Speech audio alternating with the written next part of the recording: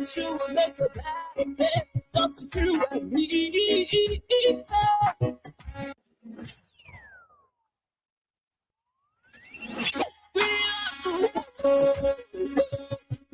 We are friends.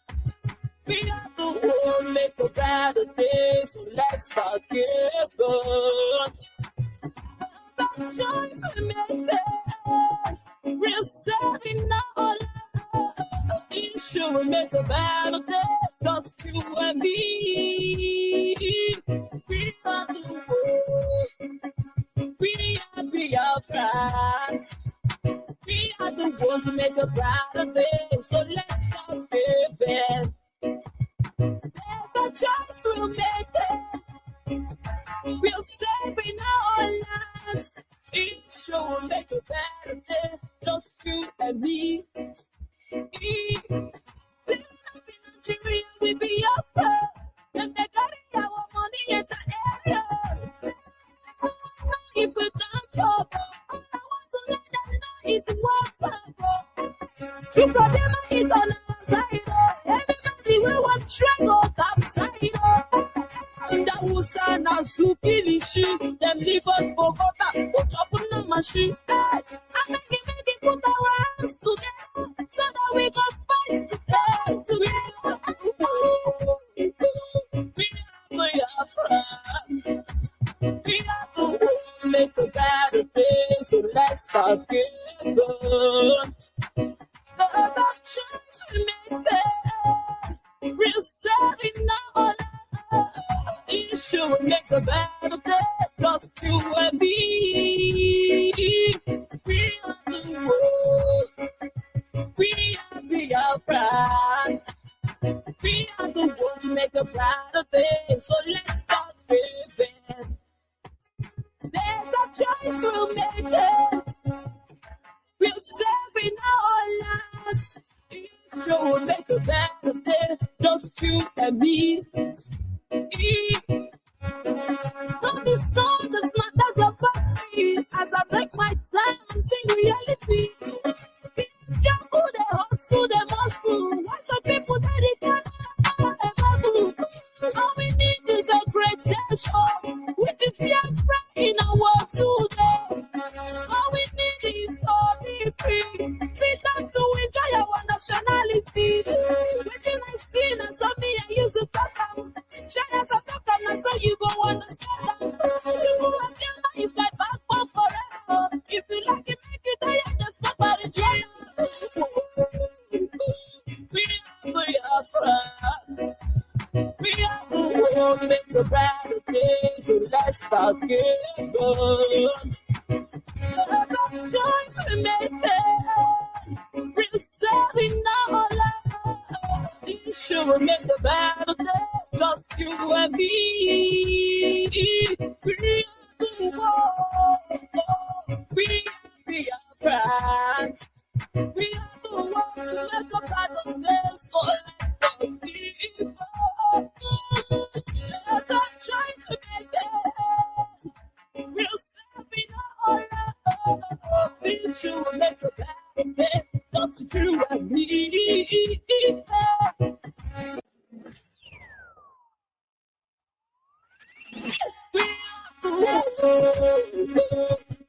We are friends. We are the ones make a better day, so let's start giving. The choice we make it, we're setting our life. Issue will make a better day, just you and me. We are the ones. We are friends. We are the ones to make a brighter day, so let's start giving. There's a choice we'll make it.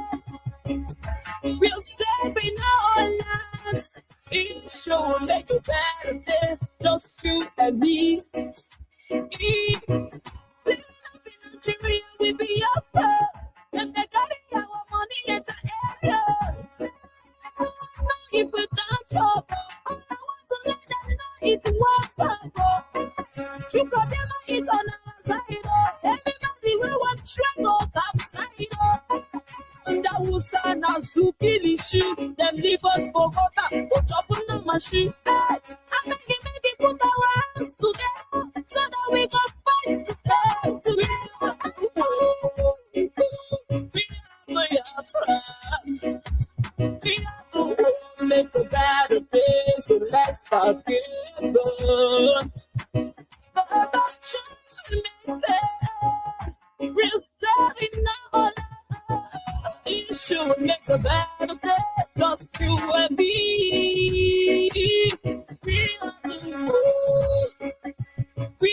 We are friends. We are the ones to make a brighter day, so let's start giving. There's a choice we'll make it. We're saving our lives. It sure will make a better day, just you and me. Don't be so that matters about me as I take my time and sing reality. People they hustle, they muscle. Why some people they can't have all we need is a great nation, which is fear in our world today. All we need is all be free. Freedom to enjoy our nationality. Which is nice thing, and so me I use to talk. Share as I talk, and so you go understand. True and Fiona is my backbone forever. If you like it, make it there, just stop by the jail. We are friends. We are the one make a brighter day, so let's start giving. The choice we make, we're serving our life. It sure make a better day, just you and me. We are the one. We are friends. We are the ones who make a better day, so let's start giving. The choice we make, we're serving our life. We should make a better day, just you and me. As long as we come on air every evening, the whole world must listen. As long as we preach this very gospel, Chukwukika Abiyama must be with us. Therefore, without any further hesitation, we must proceed to offer every prayer to Chukwukika Abiyama who resided in heaven. Therefore, as we always commence, not from today, but from of old, our Father who art in heaven,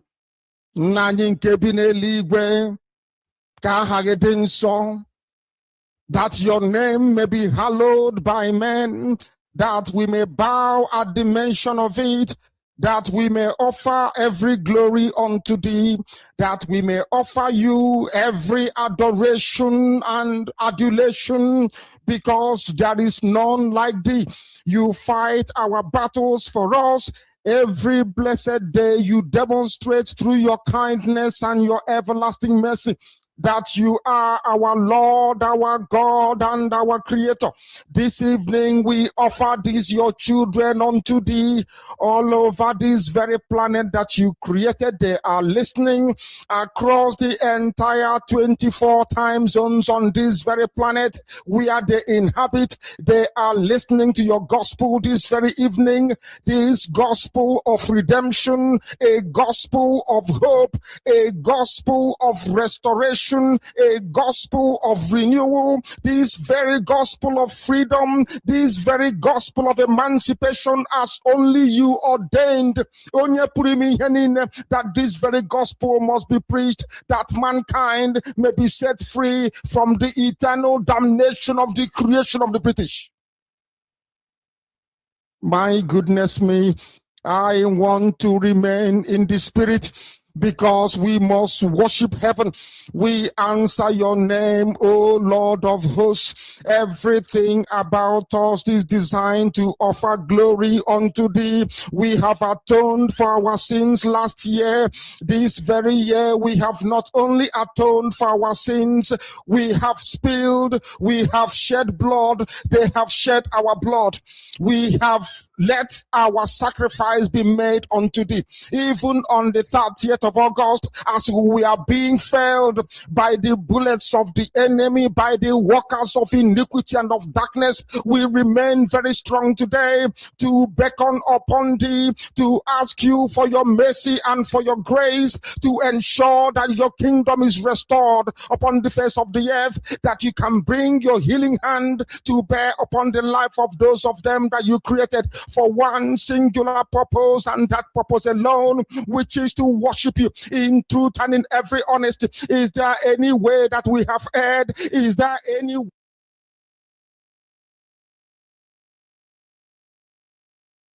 of humanity to ask you, oh Lord of hosts, to have mercy upon us? You must have mercy upon us. We have suffered enough. We have been subjugated enough. We have been tortured enough. We have been imprisoned enough. We did not do these people anything. Our only crime is to answer your name. Our only crime is to be born.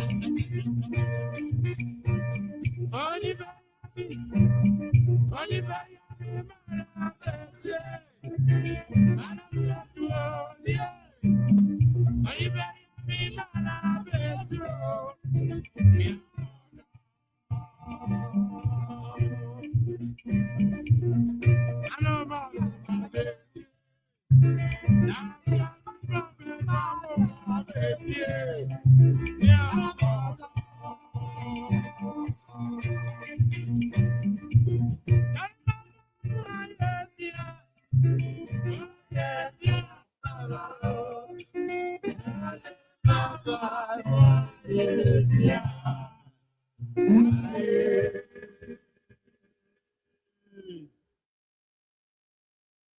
evening, great dear friends and wonderful people. I welcome you this evening. Today is the 30th day of May, a great day indeed, a day that we have been waiting for and anticipating. Finally is here. And we are here, of course, to do the right thing. As we are coming up, the same way we are trying to ensure that everything is the way they're supposed to be. So bear with us as we are trying to fine tune everything. On that note, I want to welcome you all, and I want to say welcome to Biafra Radio. We are live and we are direct, of course. The whole world is listening. Today, indeed, is a great day. And when I say a great day, it is because it is the day we are making the declaration. Of course, we call it SOKOTO Declaration. And it's something we are not taking lightly at all. It is something indeed we are hoping for and believing that there is a new dawn, and that new dawn is here.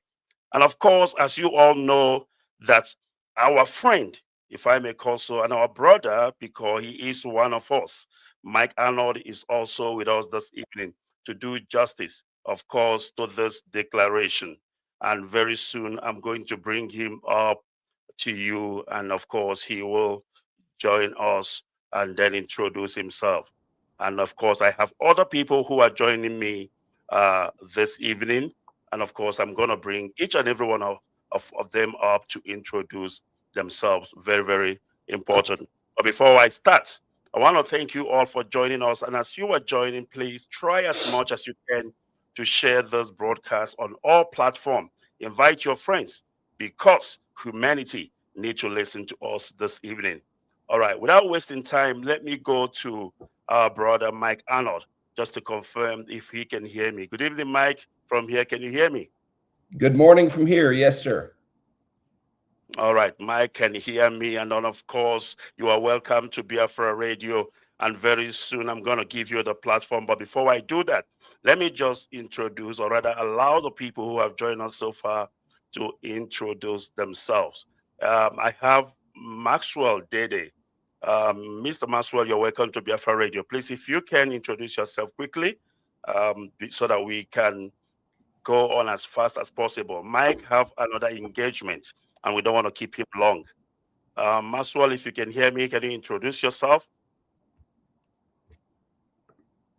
All right. If they cannot do it now, we can also always do it later. And I don't know if Mazi George Ume is here. So Mazi George Ume is here.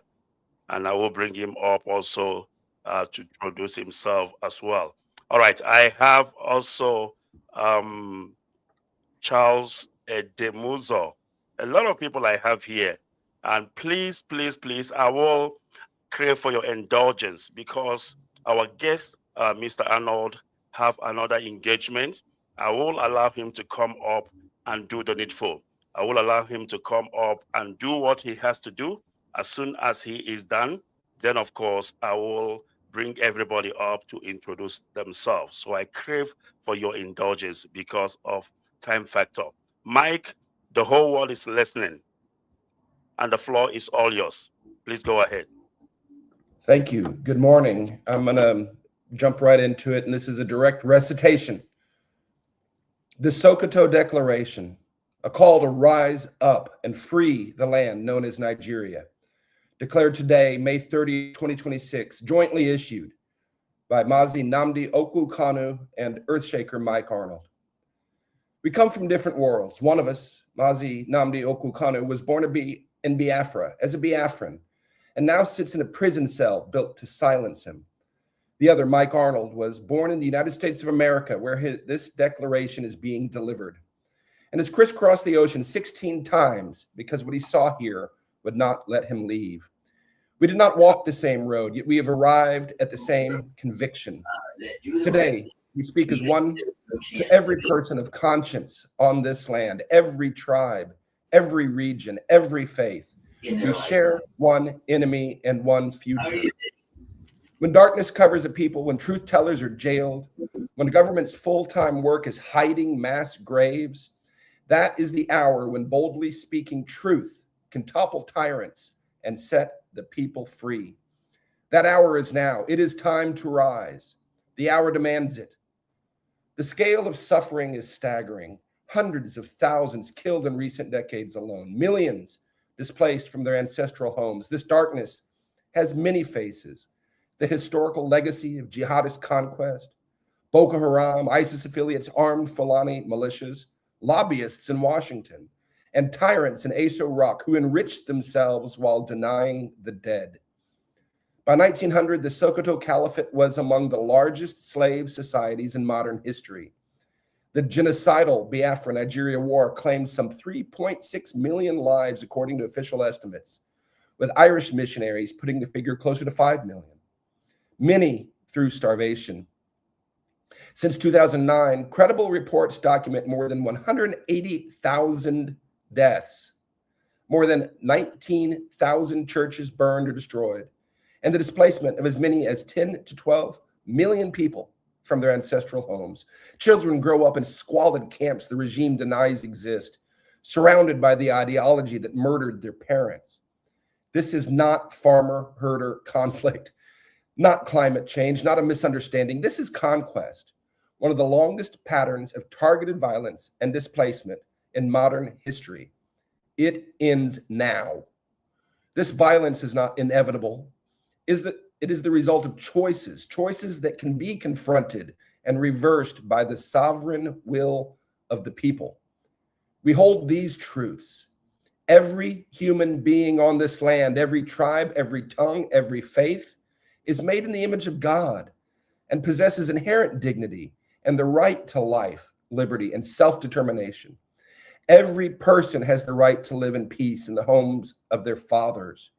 The displaced must return home. Their safe return and full restoration come before all other national work. Until they are safe, with justice and restitution, nothing else is finished. We acknowledge without hesitation or qualification the pain, suffering, and injustice endured by the oppressed of every tribe, every ethnic group, and every region across this land.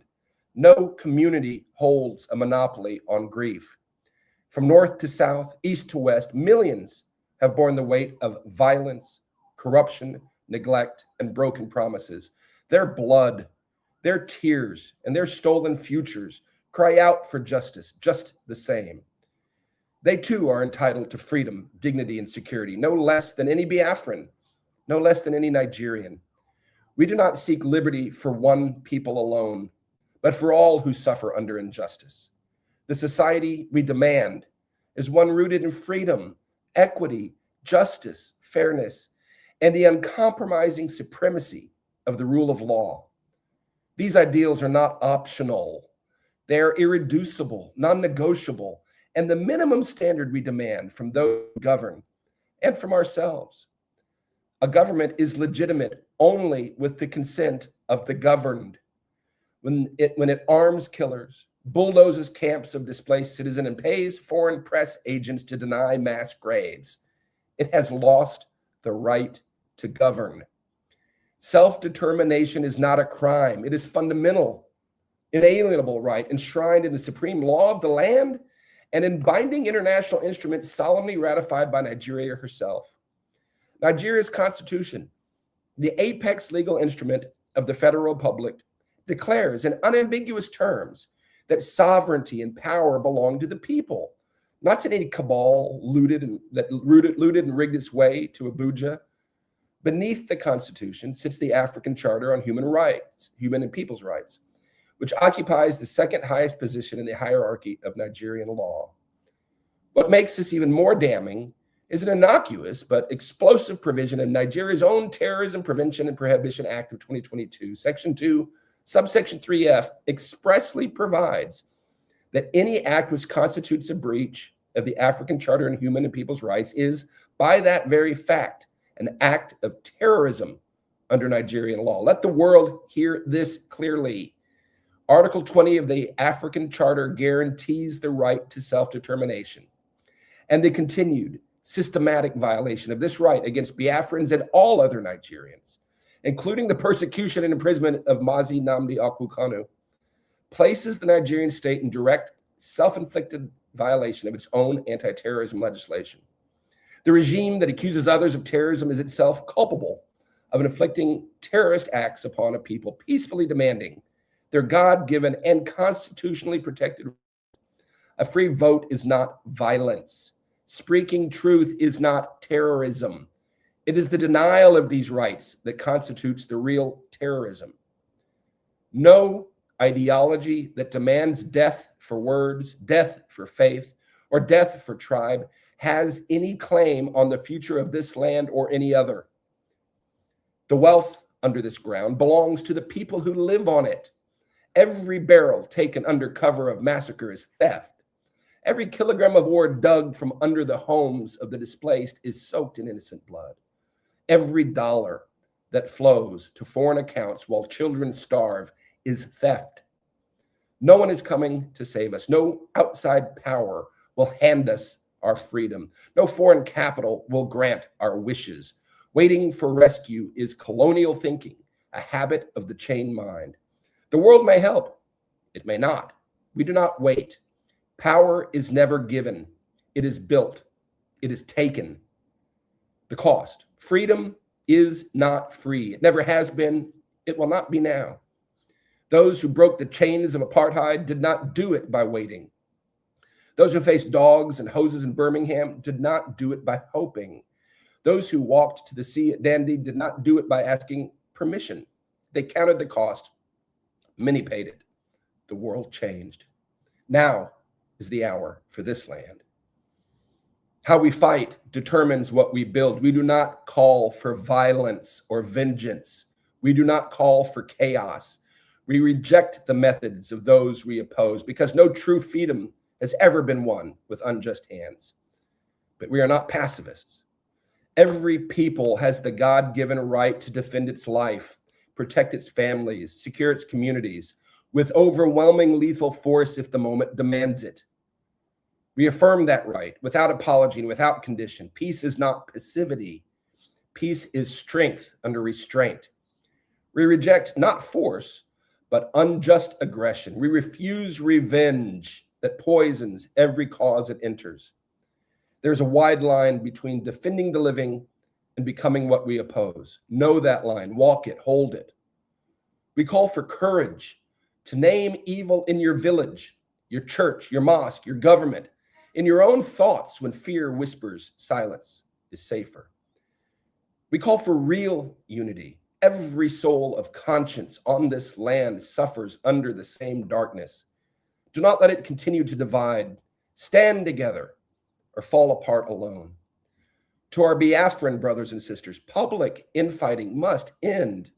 Every perceived division among you is a gift to the darkness. Every faction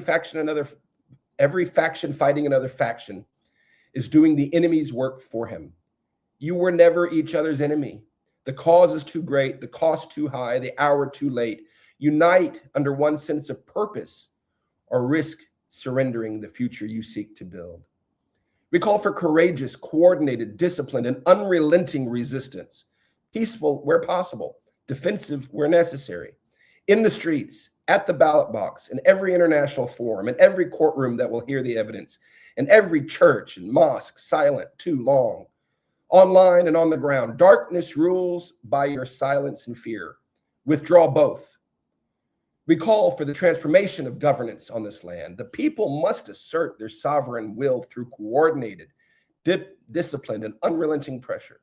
Change must come via the peaceful but unstoppable force of a united people, supported by moral clarity and, where possible, international oversight, through legal and democratic action, through an internationally supervised process for a new constitutional framework and genuine self-determination, through the kind of moral force that has toppled tyrants before and will topple them again.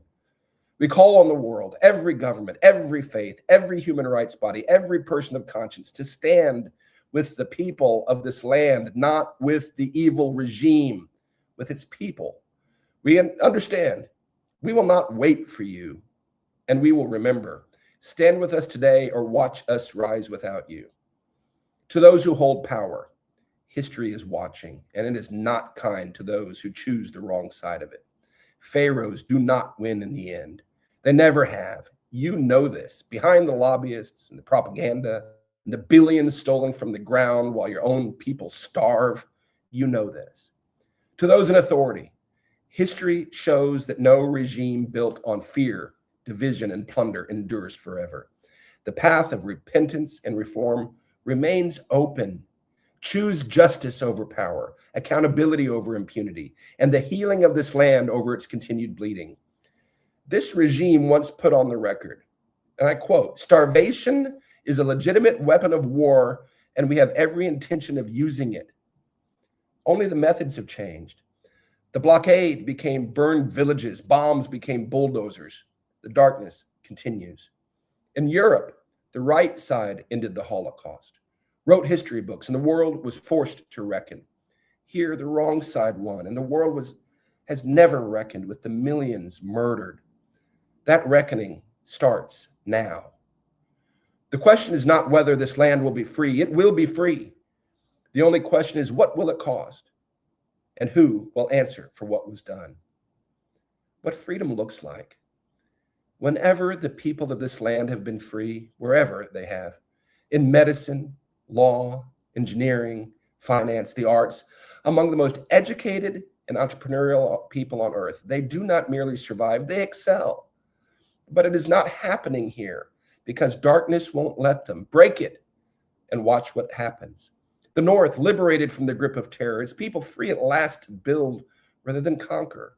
The Middle Belt healed, its dead remembered, its living come home, its farms restored, its churches rebuilt. The South rising, its resources belonging at last to those who live on the ground. A new constitutional order written by the people through genuine consent that respects self-determination while enabling cooperation. When this land is free, the people will not merely survive, they will lead.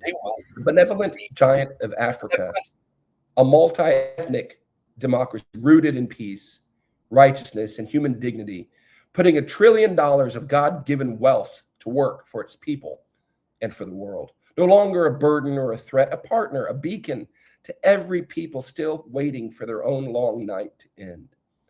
The free world needs this land free. The land needs the free world to finally show up, not for the oil, not for the minerals, but for its people. This is not a dream. It is what these people already are. Everywhere they are free. Let us finally bring that freedom home to the people. Gird yourselves. The road is not short. It is not easy. Count the cost and be willing to pay it anyway. The cost of surrender is higher. It always is. Be the good ones. Be the honest ones. Be the ones found on the right side when this is over and the true history is written. Do not become what you oppose. Do not let this cause be captured by hatred, by tribalism, or by the hunger for power and personal gain that corrupts every movement that forgets its founding purpose. The cause is life. The cause is liberty. The cause is the right of every human being on this land to live in peace in the home of their fathers, to worship freely, to vote freely, to build freely. That cause is worth everything. Bring the displaced home. End the killing. Break the darkness. Draw the boundaries of peace by consent, by the voice of the people, the only authority that matters. The long night is ending.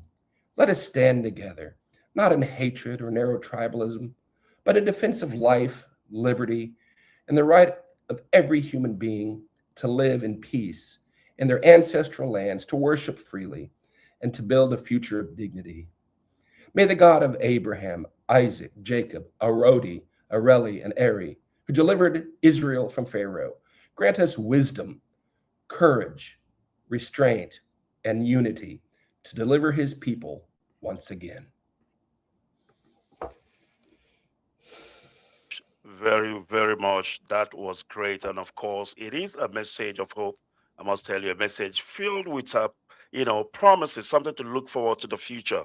Mike, I want to ask you to maybe talk to me What would be your advice, to the world leaders? Because everybody is watching. And as I'm telling you right now, this is going viral. What will be your advice to the world leader regarding to what is happening in Nigeria this day?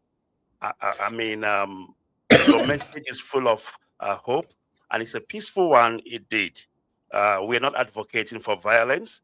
We're advocating for, internationally recognized legal framework of doing what you are saying.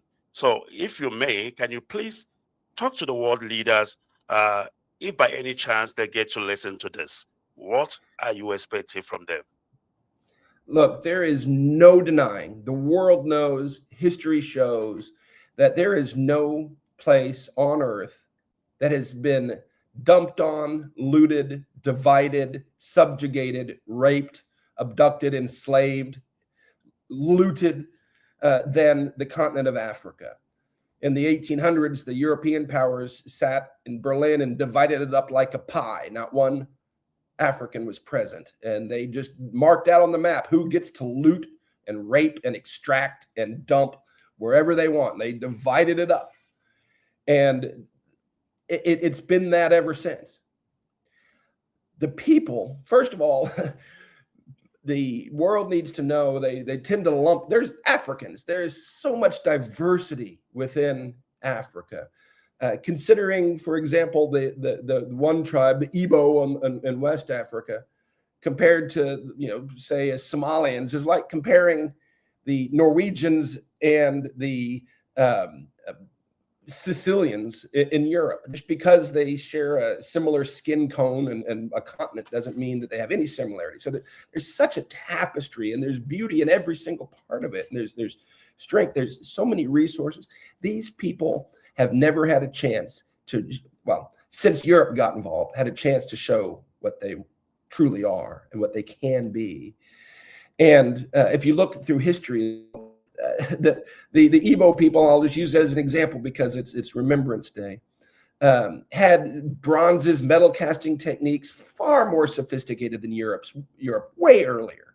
They had a amazing form of self-governance based on consent and community, very advanced, all kinds of written language and architecture and agriculture, quite sophisticated culture until the Europeans came and just demolished everything effectively.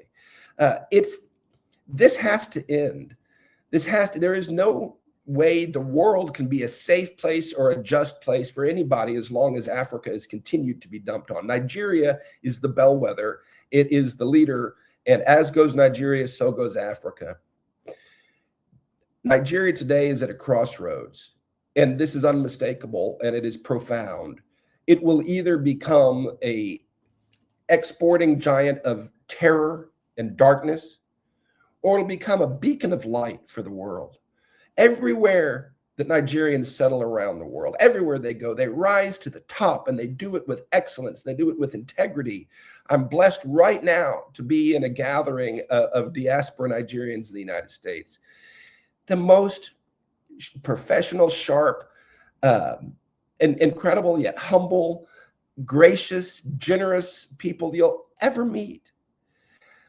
Why can't they do that back home? Why can't they build a true Wakanda? And the answer is they can, and they will.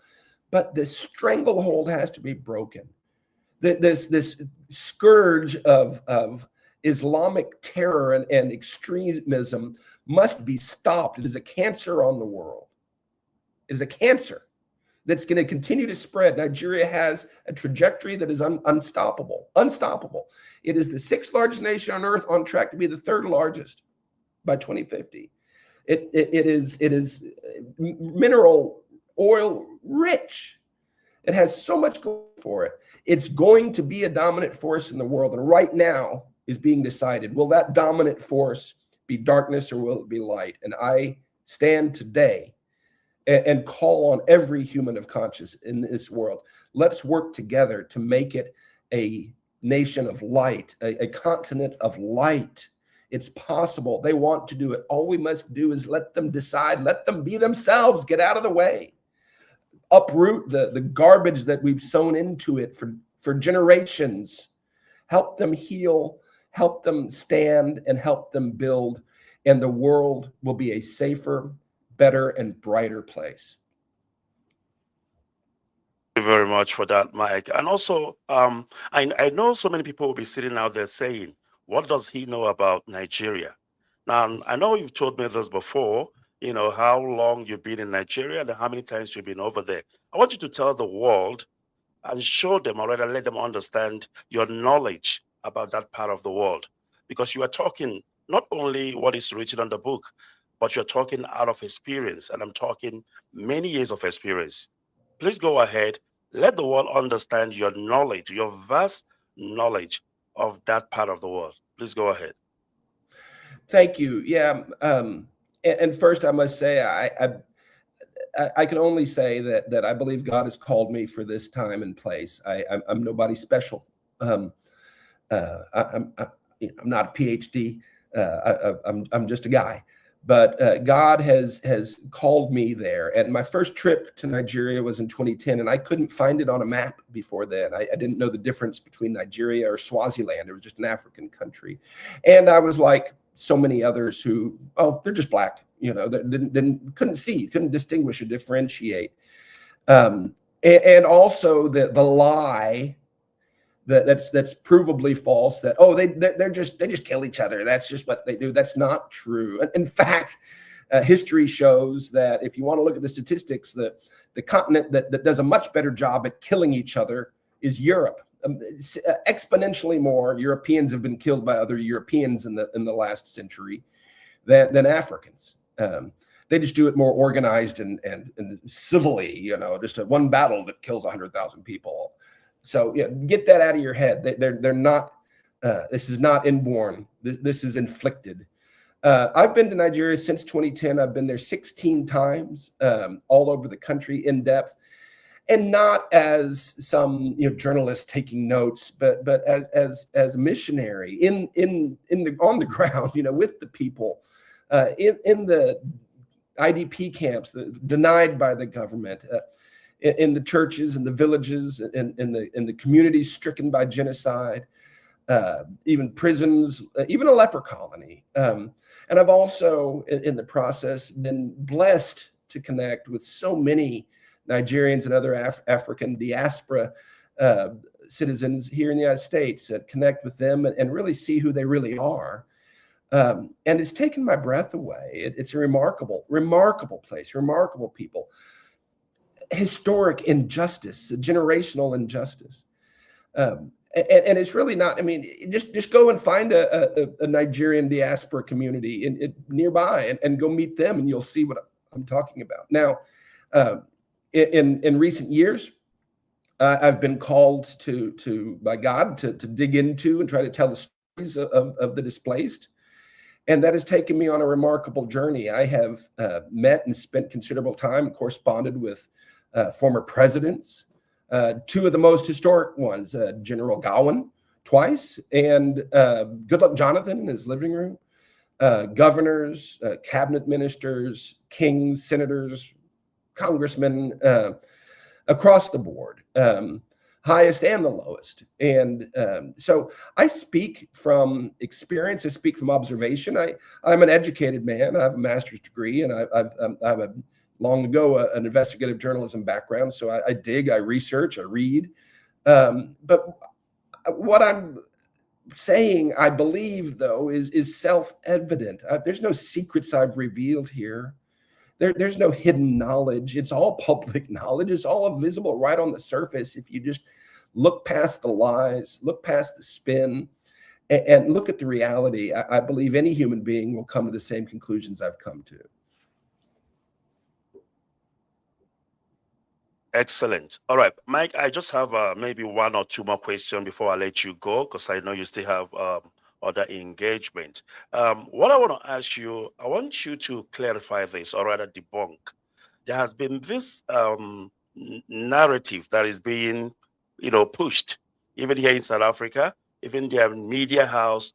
Whenever there is a slaughter in Nigeria, the Fulanese killing the home people, the indigenous people, they will say it is, what do you say? They say it's farmers and Fulanese headmen's clash. That's what they say. But we know this is a terrorism act. It has nothing to do with farmers and the headmen. So please, if you can just clarify this to the hearing of the whole world, because this is the narrative they are pushing. I mean, they don't call them terrorists here in Nigeria. They call them bandits. I'm like, what the hell is bandits? I mean, how do you call somebody who comes to a village, slaughter the whole village, a bandit? Then if I don't know what terrorism is, then I'm not going to be a lawyer. Please go ahead, Mike. Thank you. Yeah, and I would encourage every person who cares to just look deeper and, but also step back and look at the big picture. And to really answer that, I'll do a brief walkthrough of Nigerian history, so people can understand the foundation of the lies today.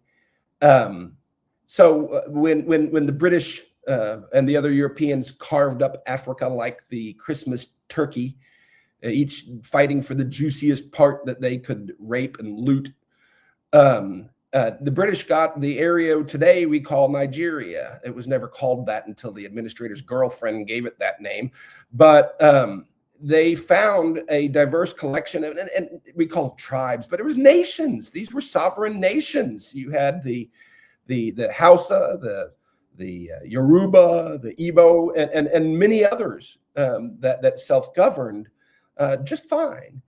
And the British, in their delusional, godlike thinking, divided this region into two protectorates. There was never a colony. They never sought to export any goodness from whatever goodness their culture has. They just sought to take.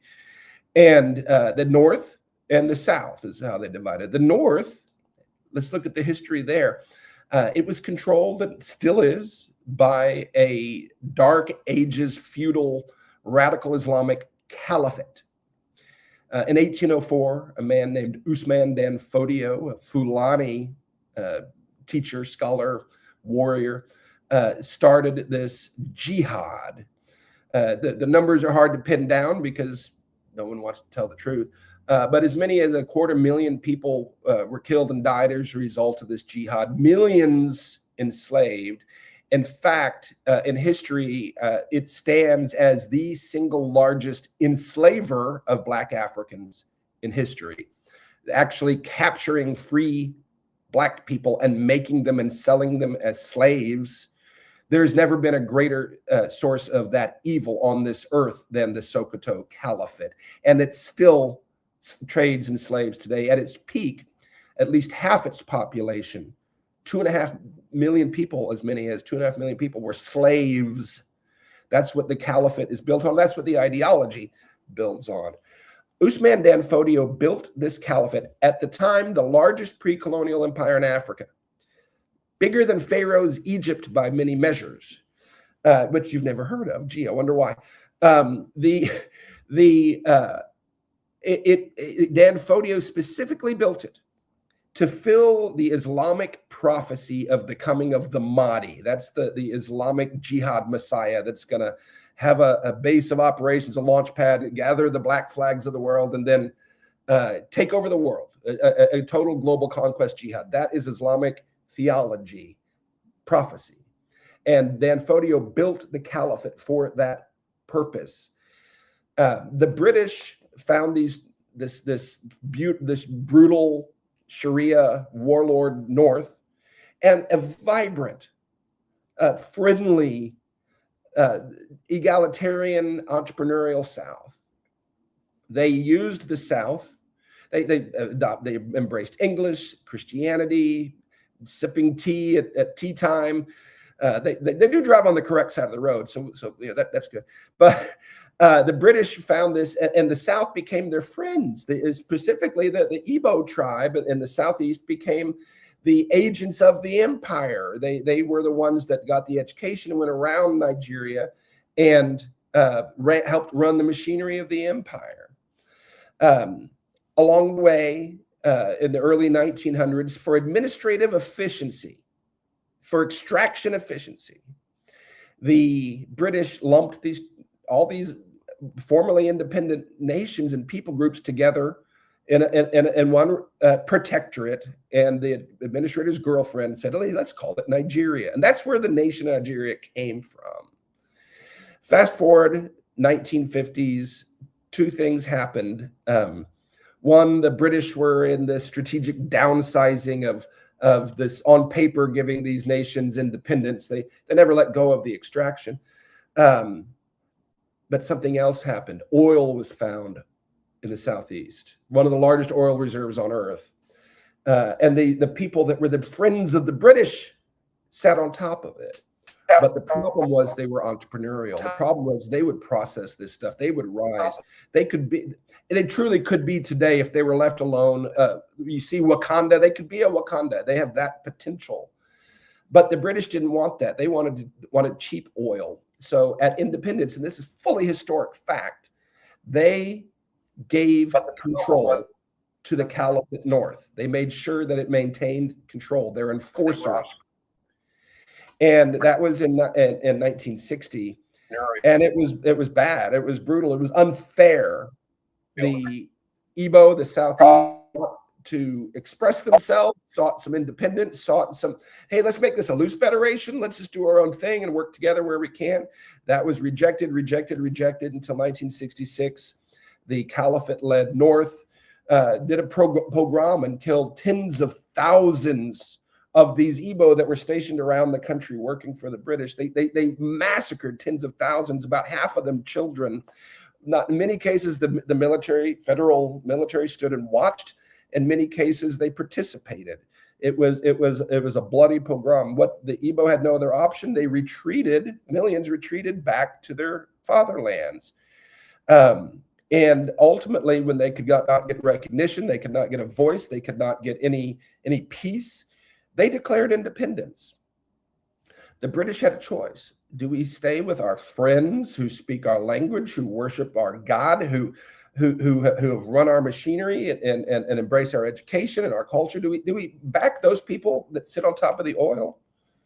Or here's what we can do: federalize the oil and give control to the North. And that's exactly what they did. They federalized the oil, which is ironic because hard minerals, the lithium and all, is not federalized. That belongs to the people that on the ground. Why? Because it's all in the North. So either way, you're damned if you do, damned if you don't. The North has the oil, the North has the minerals. And that's the way they set it up. And the British backed the North, armed them, supported them, covered for them internationally, who enforced a blockade around Biafra, the declared independent region. Totally shut off any aid coming in, any food coming in. And in the course of 30 months, they were shooting down Red Cross aid planes. In the course of 30 months, this is documented. The accepted number, generally accepted, that the British will say it's just 1 million starved to death. But some say as many as 5 million. It's generally accepted 3 million, mostly children, between 1967 and 1970 were starved to death. Look up the pictures. So that the British could keep extracting the oil with the Caliphate in control. Historical fact. No other way to look at it. That's what happened. You've never heard about it because they won't let you, because they won and they wrote the history books. But that is the history of Nigeria, and that's as it sits today. They finally didn't break their backs, but they won that. They confiscated the wealth of the South, be precise. And on the map, it's the South, but the Nigerians call it the Southeast. Gave them each 20 pounds, told them to start over. Don't say a word about this. In fact, it's so horrific that today is Biafran Memorial Day. It's the remembrance of heroes and heroines and the dead. It's a somber day, a generation wiped out in the lifetimes of many people still living today. And the Nigerian government has declared it a crime if they gather today in Nigeria to commemorate this day. It is a crime to remember the dead according to this regime. That is pure evil. That caliphate today, if you put it together in history, the unbroken jihad waged by Dan Fodio is unbroken to today. Put the history back in its place, and you'll see that this is the longest running genocide on earth today, and one of the largest. As many as 6 million killed in this effort to build a launch pad for the Mahdi. Today, the black flags of the earth have assembled there. According to Sunni theology, the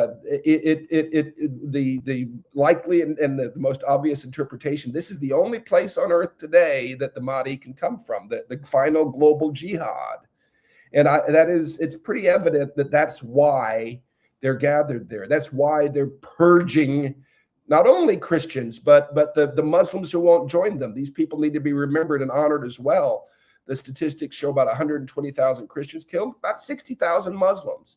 So that this is a evil that cuts across faiths, and that's why they're cleansing the land, so that they can then welcome the Mahdi and launch the global jihad. That's what's happening in Nigeria today. Everything else that you hear is spin. They're spending $10 million today, at least in the United States alone, on high-powered lobbyists to lie and spin and call these survivors opportunists in politics. And I mean, it's satanic, the messaging they're going out. They have buried this, and they will continue to bury this because the truth will not allow them to keep power. The truth, when the light is finally seen, this evil regime will collapse, and it must collapse. But that's why people don't know what's going on there. This is a very, very big thing. It's been going on for a very long time. You know, if the Germans had won World War II, any talk of the Holocaust would be considered a conspiracy theory. Let me say that again. If the Germans had won World War II, any talk of the Holocaust would be a conspiracy theory, and they would punish you for talking about it. They would outlaw people gathering together to remember the dead. Just what this regime is doing, because the wrong side won this war, and the Holocaust there has been buried. We have to not bury it anymore. We have to shine the light. Thank you very much, Mike, for telling our story. And we always say never again. And we also say we will never forget, as we mark the Biafran Heroes and Heroines Day today, the 30th of May 2026, like we always do every year, orchestrated, of course, by our Supreme Leader, Mazi Nnamdi Kanu. Thank you for telling the story the way it is. All right, I think this will be the last question, so I can let you go. Mike, I want you to advise all the people that are listening to you today, especially those from that part of the world called Nigeria, what should be their attitude? Because everybody has to put their hands on the deck to ensure that this declaration is achieved. It doesn't worth listening only and you do nothing. There got to be something each and every individual has to do to make sure that we achieve this declaration. We need to put hands together. What would be your advice? And thereafter, then you can now give us your closing remarks. Thank you, Mike. Go ahead. Thank you so much. So there's a lot in the declaration. I would encourage you to read it and study it. I'm impressed by the brilliant mind of Nnamdi Kanu. We've been working together on this document. First of all, start with a vision. The Israelites did not, they made bricks in Egypt for a long time, but when the promised land finally came into their vision, into their view, when it was promised, is finally when they left Egypt. And you are trapped in bondage today. Every Nigerian, pretty much every African, is trapped in bondage of this stranglehold that's been inflicted on you. There is a better way. Better is possible. Great is possible. I believe it's inevitable. You can be great. You can be free. You can be prosperous. You can be peaceful. I believe you should be. And I believe it's the right thing. And it's, again, I believe it's inevitable. Don't let the generations of oppression steal that spark of hope, that spark of ambition. I know it's there. I see it in Nigerians. Cultivate that. Talk of the bigger things. Talk of the better things. Share that hope and that vision and ambition, not just in your own mind, but with your family, with your friends, and your church. All of it. Strive towards that and operate from that vision. Don't engage the evil powers with the same tactics that they use. This is not vengeance. This is not, seeking some kind of cosmic justice and punishing. Not at all. That's what they do. Don't be like them. Be better. Here's a fact. And I've studied this stuff. Non-violent uprisings have more than twice the chance of succeeding than violent ones. Non-violent uprisings. Gandhi, MLK, let them be your example. Jesus, let them be your example. Not because it's the right thing to do, because it is, but because it's also the way that it works. This is how you can achieve your freedom. But don't bow anymore. Look, freedom's not free. Some people, that costs everything. When the Americans went to liberate Europe from the Nazi scourge, many Americans, had to lay down their lives on the beaches of Normandy and all the way to Berlin. The cost, freedom is not free, but it is worth every cost. It is worth everything. Gird yourself. There is no such thing as darkness. Study it in physics. It is the absence of light. Every one of us carries light. Sometimes it's buried deep, but cultivate that light. Let that light shine. The light is love. The light is truth. And in the end, that wins. Be the children of the light, and the darkness will end. I'm not going to tell everybody specifically, here's the action plan. You can go to SOKOTOdeclaration.com and see some of the mechanics that can be employed to achieve liberty. But truly, it's an individual choice. When you no longer bow, and when you no longer allow the seeds of division to grow between you, it breaks my heart to see what this evil regime has done. And I'm standing today with the Igbo people because it's Igbo Biafran Remembrance Day, and I call on every human being today to stand in their shoes, not for politics, not for division, but for unity. Stand in their shoes. So I'm that's why I'm standing with these people today.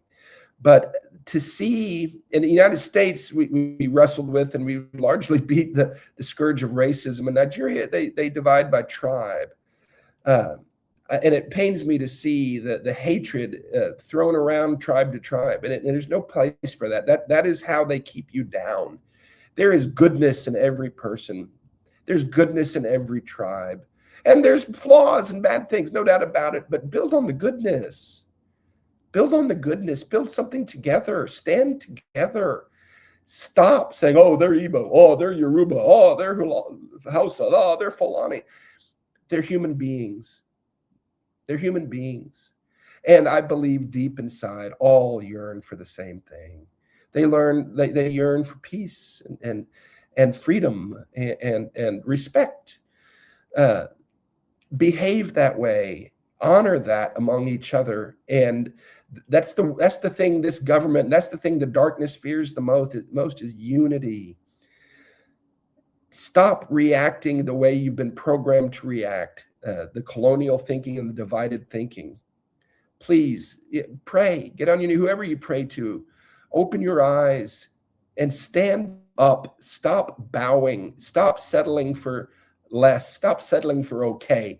You can and should be the very best. And that's possible. I believe now is the time. There's a historic window today for the people of Nigeria to stand up and throw off the shackles once and for all and emerge as perhaps the greatest nation. There's so many examples of incredible achievement in a short period of time in other nations. Look at Singapore, from the poorest to the wealthiest in one generation.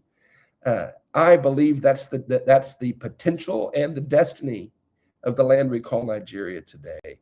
And it's in your hands. Nobody's going to give it to you. They may help, but nobody's going to give it to you. Nobody's going to.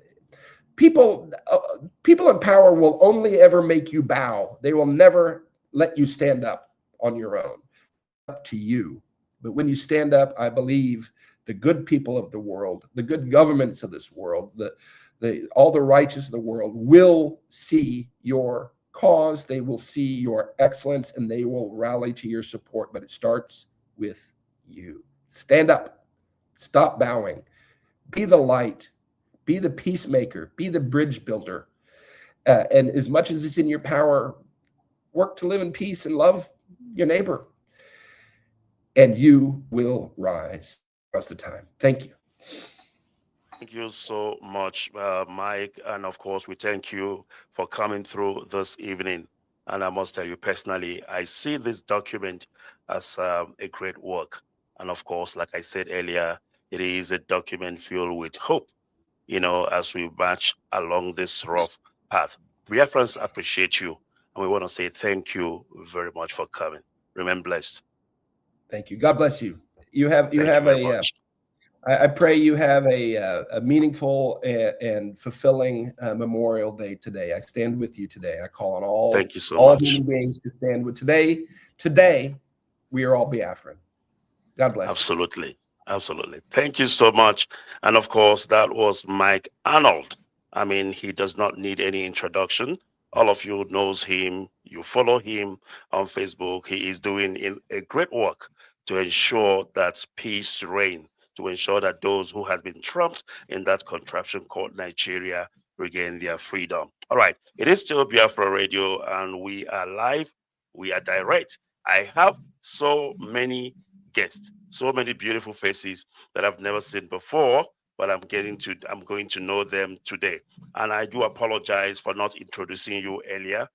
Mike was rushing to another program, so I wanted him to, be done first, and then we can get into things, analyze what we've heard today as far as the SOKOTO declaration is concerned. So I will start first of all by introducing my guest, and then we will take it up. Mazi Kanonta, if you can please introduce yourself. Good evening, all. Good evening, Biafrans. According to your time zone, my name is Kanonta Kano. I've joined this program from Germany. Thank you. Thank you very much, Mazi Kanonta Kano, all the way from Germany. And next to him, I have Mazi Sylvester Onya. Mazi, please, if you can unmute and introduce yourself to our people. The great people of Biafra, I greet you all. Today is a very special day. We are honoring our heroes and heroines. I want to use this opportunity to thank you for hosting us and to thank Mike and our leader, Martin Andekano, for putting up this declaration. And the AVID is in total support of this declaration. Today is a special day for our people. We have to remember the dead. They cannot stop us from doing that. Let's go out there, celebrate them, remember the sacrifices they paid, and their death is not going to be in vain. Thank you for having us. I'm calling from US. Thank you very much, Mazi Sylvester. You are welcome to the program. And then I move to Mazi Augustine Odimegu. I don't know if I got it correct. Mazi Augustine, please, if you can unmute and greet Biafra. Please, if I don't get your title correctly, just know that I want to see you for the first time. Then you can help me to, introduce yourself correctly. Thank you, sir. Go ahead. Thank you very much, Biafrans. And this is still morning from New Jersey, United States of America. My name is Reverend Father Augustine Odimegwa. I thank Mike Arnold in a special way for making this Memorial Day one of its kind. We have been looking forward to this SOKOTO declaration, and is a packed document that we need to take time to digest and harvest a lot of ideas that is contained therein. So we thank him very much for working closely with our leader, Mazen Namdekano, to put the document together.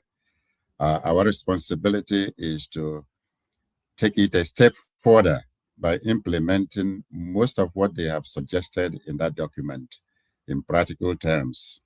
And I thank Biafrans as we celebrate this Memorial Day. We have prayed and continue to pray for our heroes and heroines, for the sacrifice they made, for stamping our name, our dignity, and our personality in the annals of the global community. As Biafrans, we are proud of them, and we continue to do them proud by continuing the legacy they have left for us. We are not going to get tired, Biafrans. Mike Arnold and our leader made it clear in the document. Freedom is not cheap. It calls for a lot of sacrifice. A lot of sacrifices have been made for that freedom of Biafra. A lot will be made, and we are ready to make the ultimate sacrifice to make sure that generations to come live in a free land of Biafra. We don't bow to anybody. I thank Mike Arnold for saying it. We don't bow to anybody. We stand on our 2 feet, 247. That is in our DNA, and we owe nobody any apologies. We are fighting for our right. We are not demanding for anybody's right. It is our own, and we must get it by the grace of God. So, my dear Biafrans, the struggle continues. Thank you very much. Thank you very much. How can I not know Augustine Odimegwa? I've been hearing this name forever, but I've never get to put the face to the name. It is a pleasure meeting you, sir. Thank you very much. All right. And Thank also the person that spoke earlier before our reverend, that was Sylvester Onya. I also now know who he is. He's been doing a great job as well. I see his face all over, the news and social media with regards to the incarceration of our leader. Thank you, sir. We really appreciate your effort and those who are working with you as well. All right. I have Evans Wankwo, Mr. Evans Wankwo. Sir, please go ahead and introduce yourself the best way it should be done. Thank you very much. Good afternoon and good morning, good evening, fellow Biafrans, wherever you may reside at this point. I would say happy Memorial Day. Our offices in the United States were closed yesterday in remembrance of those who made the ultimate sacrifice.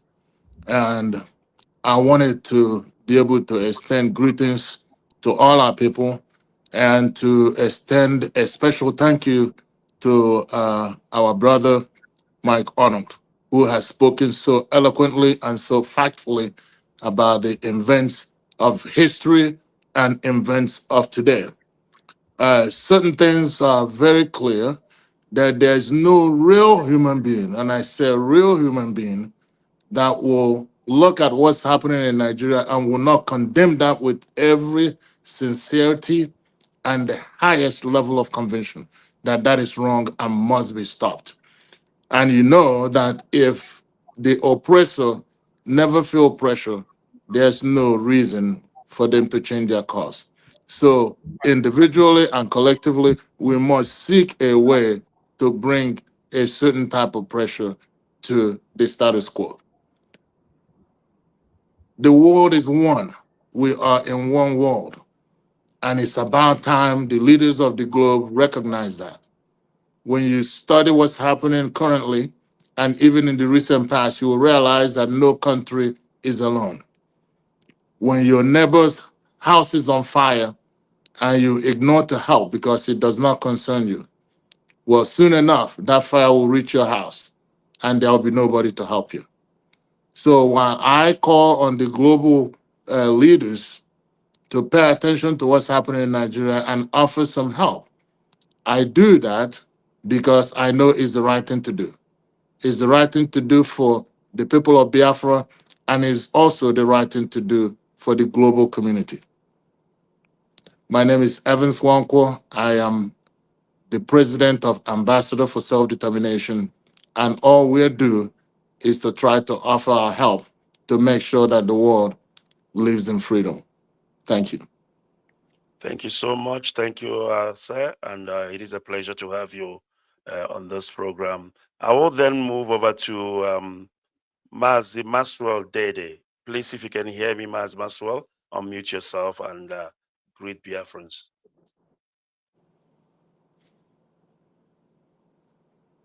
All right, let me see if we can get you unmuted. You are still muted. If you can unmute yourself, your mic is muted. Oh, we've lost him now. He's disconnected. All right, we'll wait for him. When he comes back again, we will bring him in. We will proceed in earnest because of time as well. Mazikano Takano, you've heard the SOKOTO declaration. What do you make of it? Thank you very much. I think it was a very brilliant work, that Mike did by presenting this. And my takeaway here is this, that be it as it may be, that nobody, has the monopoly to kill. Nobody, as the case may be, has the right, to control others.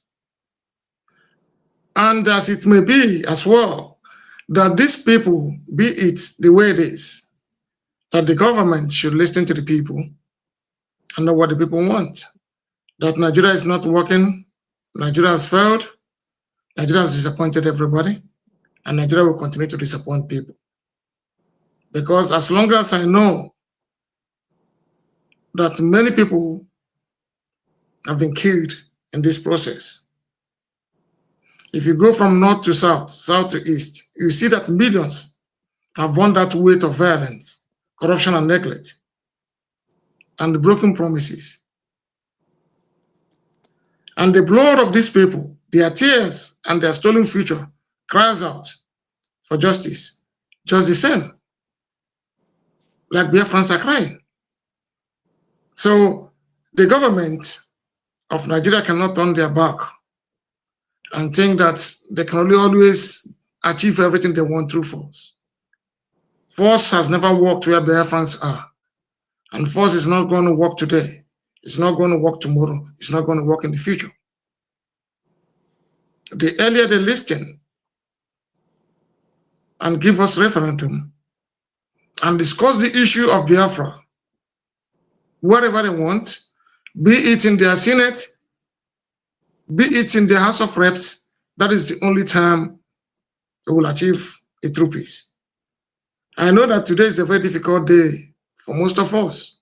For every Biafran, in fact, we lost over 3 million people.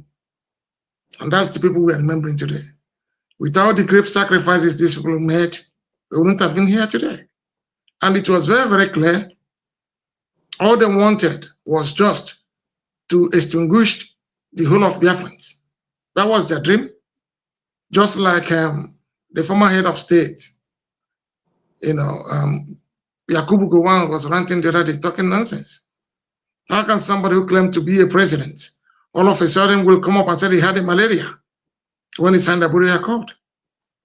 And he had the audacity to come out to present his autobiography. How many years did this take him? What did he want to achieve at this age by presenting this? To dehumanize Biafrans and even our eternal leader, Dimo Dimebojuku. That is what it is. And it is our responsibility as a people to set the record straight, because these things, these informations are out there in the open. It's out there in the open. You should know that there are still people who witnessed this war, who witnessed this ugly war, Nigerian Biafran war. Many of them are still alive. So by them suspending history and the curriculum will not stop us from having or knowing exactly what happened during that 67 to 70 war. So it's important that they understand this and know that we are not going to stop until we are free. Thank you. Thank you very much, Mazi Kanunta. Of course, the bone has been thrown, and of course, we don't need to talk about the fight between the dog and the spirit, like they say it in Igbo language adage, though I have to convert it to English to suit my listeners. All right, I must continue, but before I do that, I just want to introduce the people we have here. I know they've introduced themselves, but I think I must do it justice, to really introduce them very well the way it should be. We have the president of AVID, who have already introduced himself, and his name is Dr. Sylvester Onia, and his executive members. Also, we have Ivan Swankwo, ambassador for self-determination. And we also have Chief Maxwell Dede, the chairman of Rising Sun Foundation. Yeah, friends, as you may know, that these people has been, working in hand with us throughout the detention of Onion, and even they're still doing a lot. We should not forget that. There's what you call allies. They are allies to IPOB, I must tell you, and our leader, Nnamdi Kanu, and they are all Biafrans. We are all gunning for one thing. So I must say a very welcome to you all once again. Biafrans appreciate you. All right, we proceed. I'm going to Reverend Father Augustine Odimegwa. You've heard the declaration. I want to, get your thoughts on the declaration. How do you view it, and what do you think about this declaration? Go ahead. People are listening.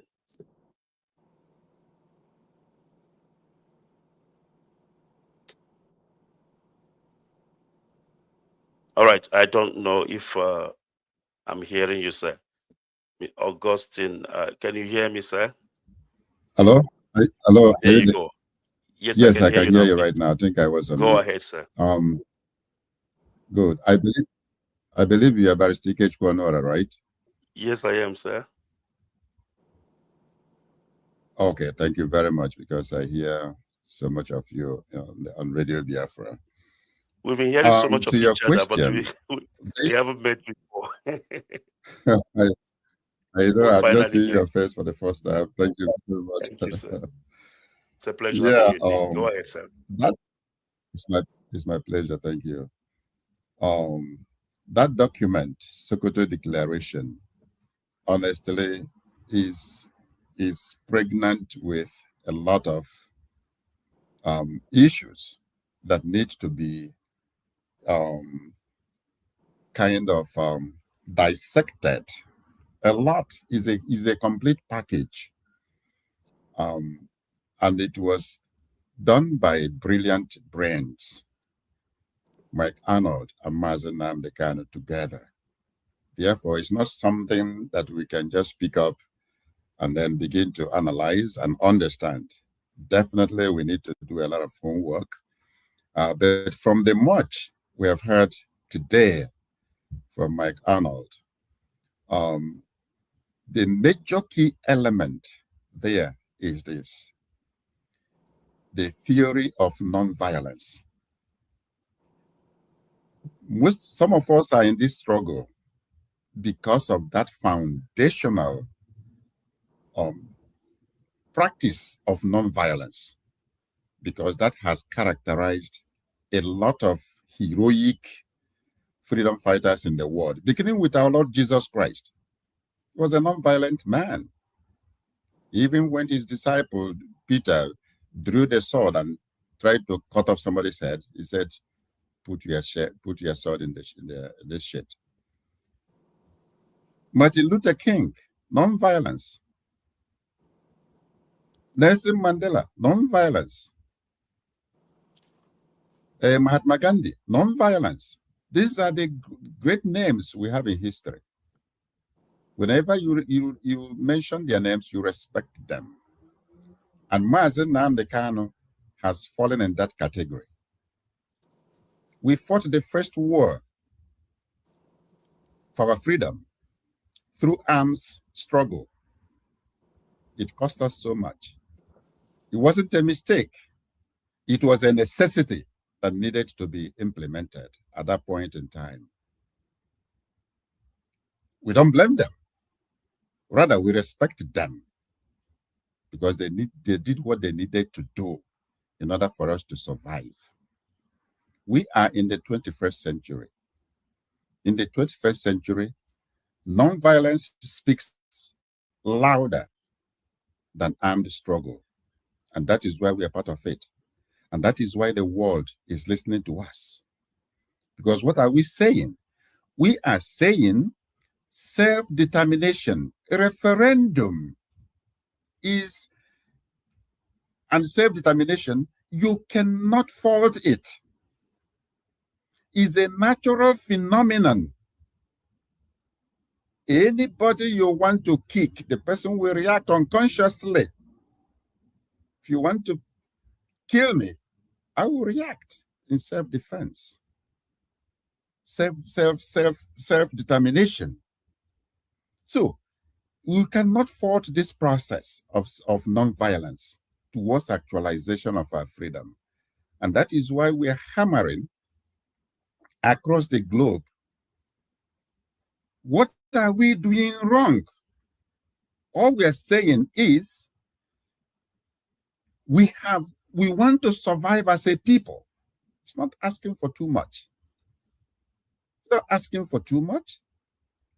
Look at Yugoslavia. Look at India, Bangladesh, and Pakistan. They have all gone their separate ways, and they are progressing in peace. Something our forefathers saw in Nigeria and started demanding the same thing. The rest of Nigerian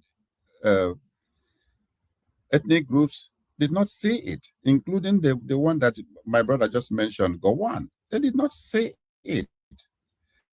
That this contraption was formed on a very faulty foundation for the selfish economic interest of the British government.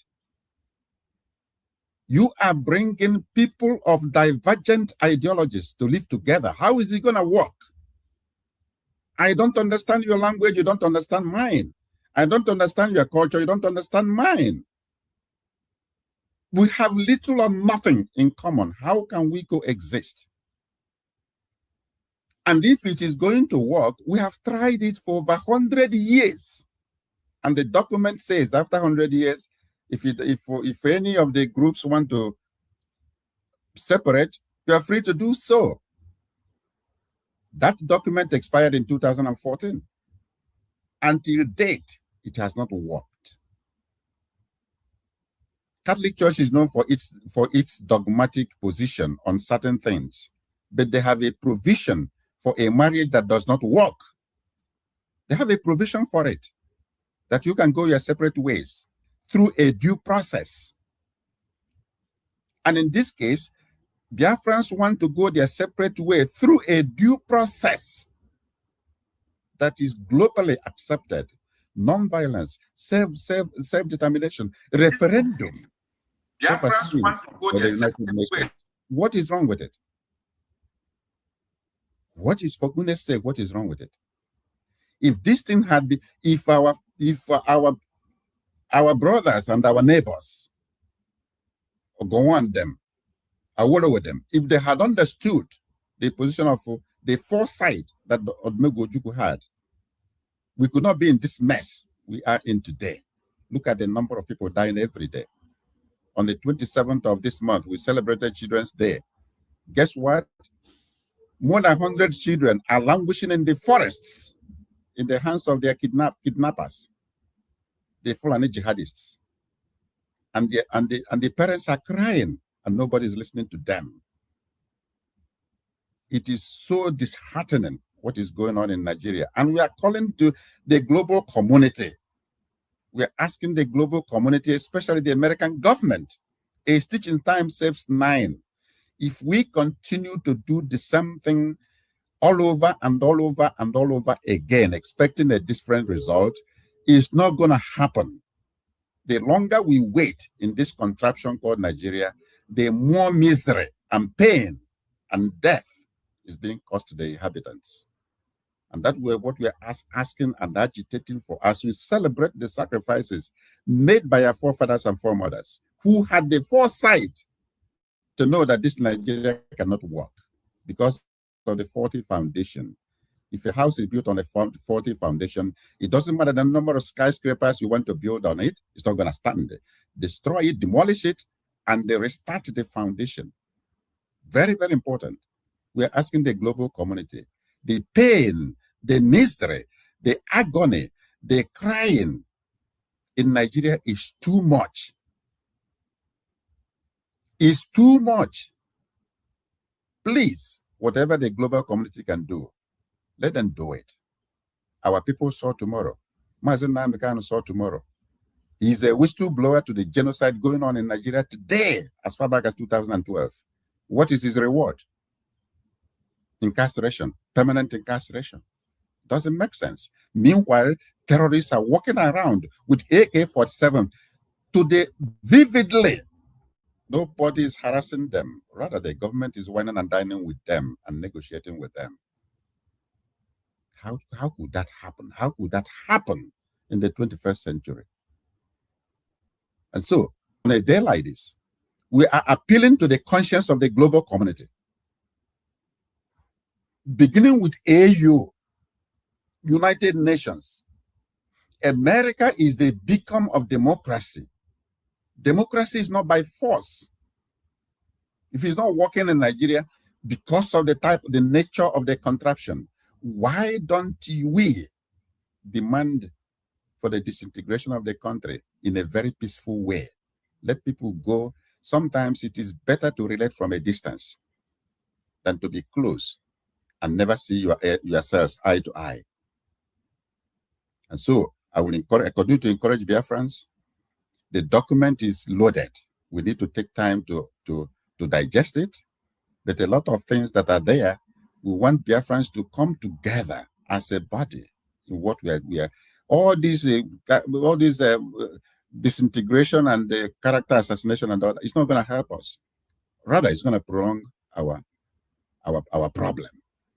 And people should be able to search their consciences. If what you're doing is not right, stop it. Because what we are doing is not just human effort. A lot of divine intervention is involved in this struggle. And the life of Mazen Namdekan is one of such evidences. It's a miracle. If what you're doing in this struggle, remember that people have died. Millions have died. Blood has been shed.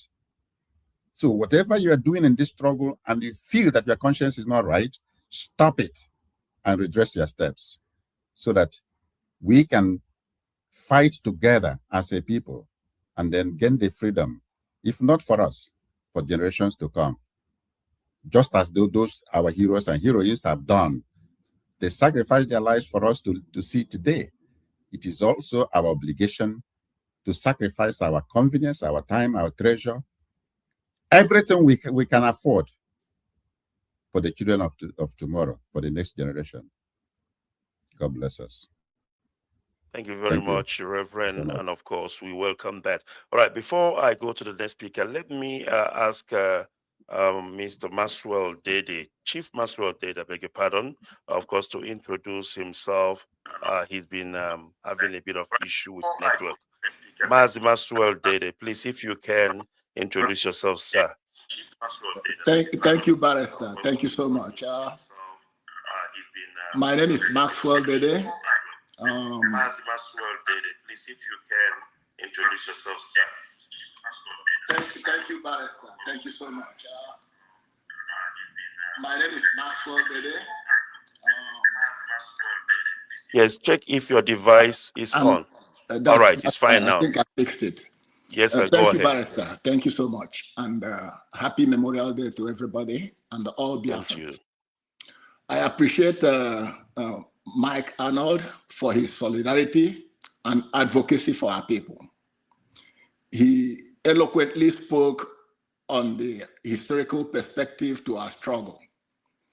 And my own takeaway from his address is that the division amongst all the believers in the struggle, that it should stop, that we should find a way to get back together and pursue the one cause for which we have committed to. I want to use this Memorial Day to remind us that where we are today in the struggle is likened to where we were in 2022. As we remember our fallen heroes and heroines, and as Nigeria gears up for their political season, let it be not lost on any of us the mess that we are into. The Christian genocide that is going on in Nigeria that everybody is now waking up to. We were forewarned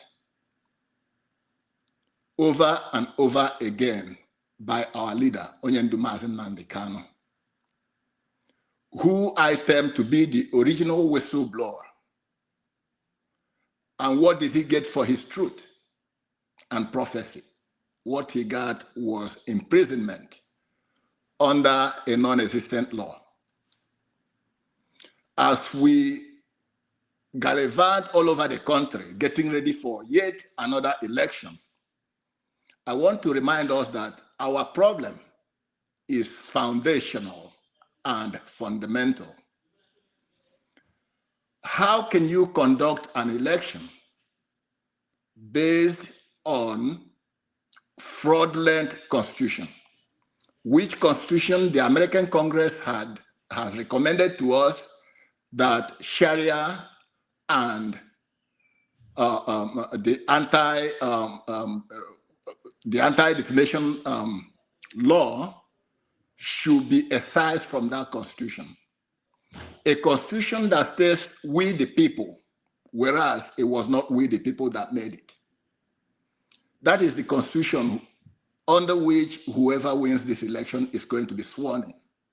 And once they're sworn in, they're going to swear to defend that constitution.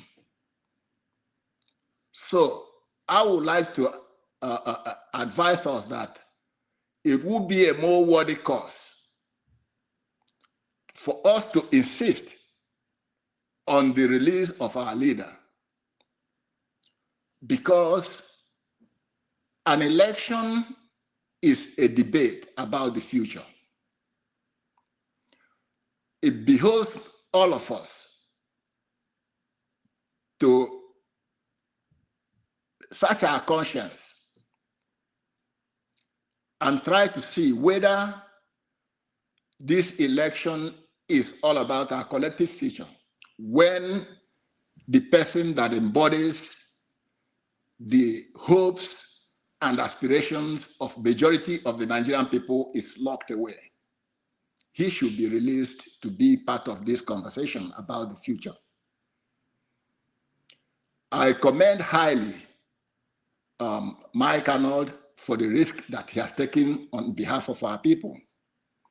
But I encourage all people of goodwill and conscience to wake up to the generational injustices that have been visited on the Biafran people all these years.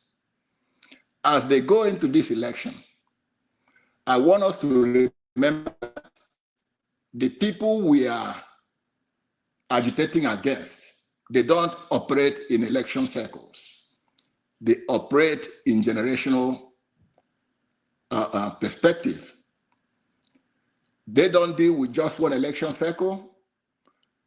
For instance, if somebody wins this election, let's say the P2B wins the election, is he going to undo the generations of injustices that have been visited on us in the space of 4 years? I think not. So as we celebrate this Memorial Day and remember our fallen, let's come together. Every group that is fighting for the liberation of our people. Asking for a referendum is not a crime. It's the right of the people. We need to visit the very foundation of the formation of Nigeria and make a constitution, which is a people-oriented constitution, that will really attest to the fact that it was made by the people. Sovereignty belongs to the people, and we have never willingly given our sovereignty to the Federation of Nigeria. That needs to be revisited. So, as we celebrate today and remember those that have, we should also remember people that are not even of Igbo extraction or Biafran extraction that have made the ultimate sacrifice for this struggle. People like Bruce Mayrock, who set himself ablaze because of the injustice that was meted to us in front of the United Nations. We should also remember John Lennon gave back his knighthood to the Queen of England because of the genocide that was committed against us. Let's also remember countless other people that have paid the ultimate price. And as we remember those, let us search our consciences to see that we are always on the right side of history. Our cause is just.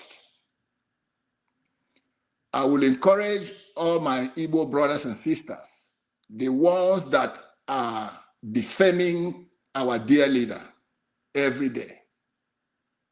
Let them remember that our leader has paid the most price of everybody living today in the name of trying to rescue our people. He continues to sacrifice every day. We need to cease this acrimony and divisions and come together in support of the cause. So I thank every member of this panel. I thank the host, Barrister, and I encourage us to stay steadfast. Our cause is just. In the end, victory is going to be ours. Thank you so much. Thank you very much. And of course, that was Chief Maxwell Dede, speaking to Biafrans there. Before I come to you, Mazi Kanonta, I want to go to Mazi Evans Nwankwo. And I want you to please talk to me about, what our people are doing this day on social media, speaking ill of our Supreme Leader Mazi Nnamdi Kanu, a man who have given absolutely everything to ensure that Biafra is restored. I mean, when I look at that man, I say to myself, other people in his position would have been a billionaire by now. But for him, money is not the question. He wants Biafra or nothing. And yet you see our people, for whatever motives, for whatever ulterior motive, planning, a blackmailing, and also an act of treachery against Mazi Nnamdi Kanu.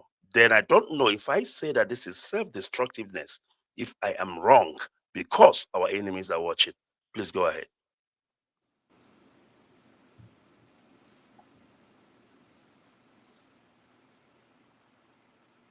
All right, Mazi, can you unmute yourself, Mazi?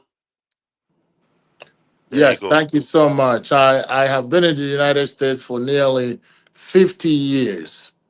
50? And 50. I am I've been there exactly 48. That's what I'm saying, is almost 50 years old. Wow. So I was around during the conflict, 67 through 70. And as I tell people, even though I was a small boy, I remember everything. Everything. No one can educate me on what happened. I know what happened as a small child.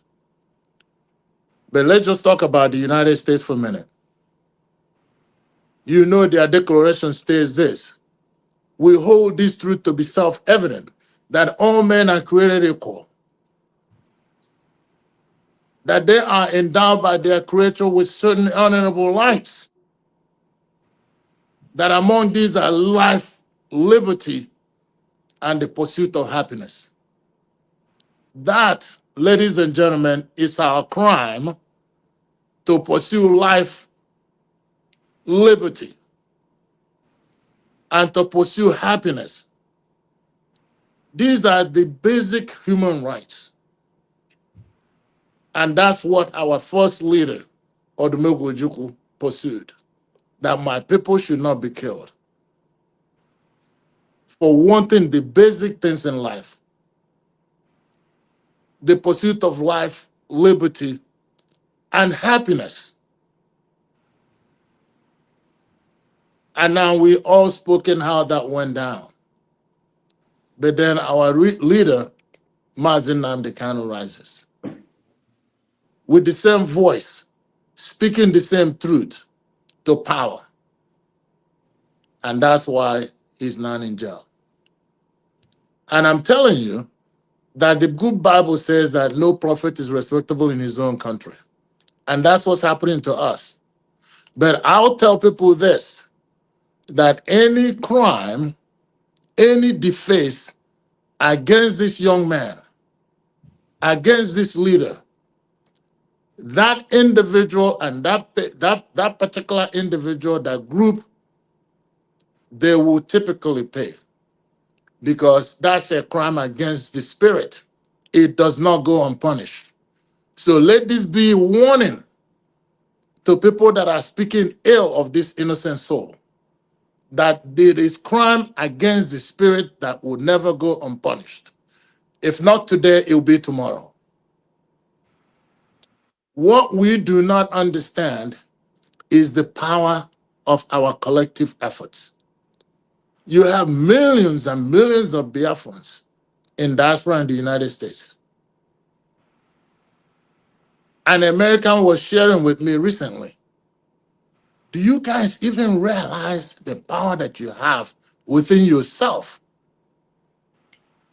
Any and every politician will kill to have your block behind whatever endeavor they're pursuing. But yet, it's not happening.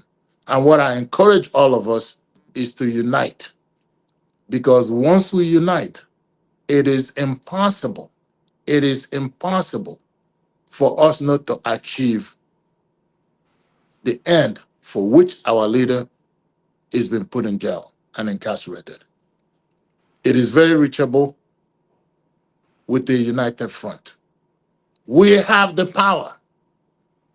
The more they try to suppress, the more we rise. 20 pounds, that's what it was. And look at us today. Millions killed and slaughtered. And look at us today. Because God's hand is in this country called Biafra. And we will prevail. Thank you. So much. I mean, of course, you have spoken so well, eloquently well for that matter. And I concur with what you have said.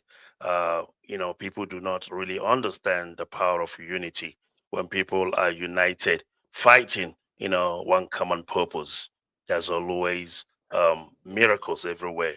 And we do achieve whatever it is that we are fighting for. And in this case, Biafra.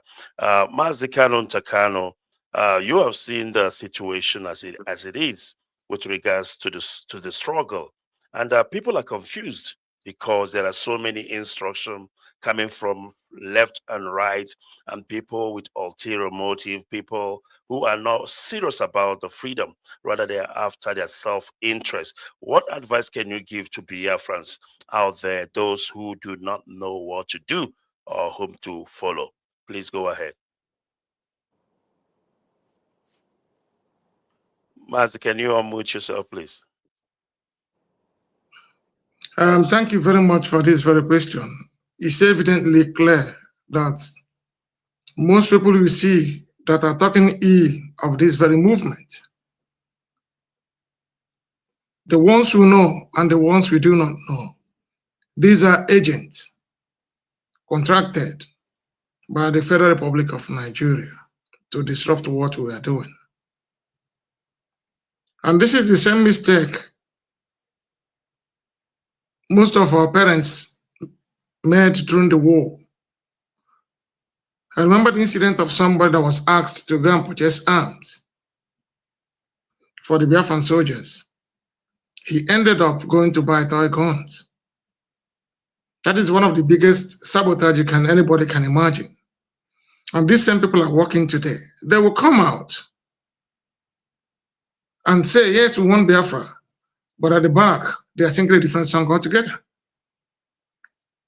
And my only word and my only advice to people who do not know what to do, listen to your heart, listen to what people are saying, and decide for yourself where you have to go to. But for those who are parading themselves at the minute to be in charge, the ex-DOS, they are not part of the movement. They've all been bought over by the Nigerian government. These are the real enemies. These are the real threats. They went to Nigeria and dined with them, and they come out and they'll be preaching to you Biafra. And even if you see somebody who is working to actualize this Biafra, what will they do? They will go back and start attacking the person. Is this how to get the Biafra? The answer is no. So such people, nobody should listen to them. They are not part of what we are doing. All they want is just their own personal interest. But one thing is very, very obvious, that what is happening today, we never asked for this. We never asked for it. It's very obvious. And it should be our responsibilities to change the narratives as well. We all have children. We are all out here on voluntary exile, I would say. It's not by choice. It's because we think that place is not favorable. That's why all of us are outside. And we are trying to build a place for our children where they will retire, even if we are gone today or tomorrow. Any person that is listening to these people, or even talking about what they are writing, these are the real enemies. The enemies of Biafra, the enemies of Mazen Nnamdi Kanu, and the enemies of IPOB. Thank you very much. Thank you very much, Mazi. I want to come to you, Rev. Augustine Odimegwa. Because what I'm about to say now, of course, comes to your area in terms of morality and doing the right thing. It cannot be right that a man labored, a man who has a vision and set up this great movement called IPOB. And then suddenly, because of his incarceration, for the same reason, for the same cause, people he left in charge now felt that, okay, this is a quick one. We can grab whatever we can mislead the sheep.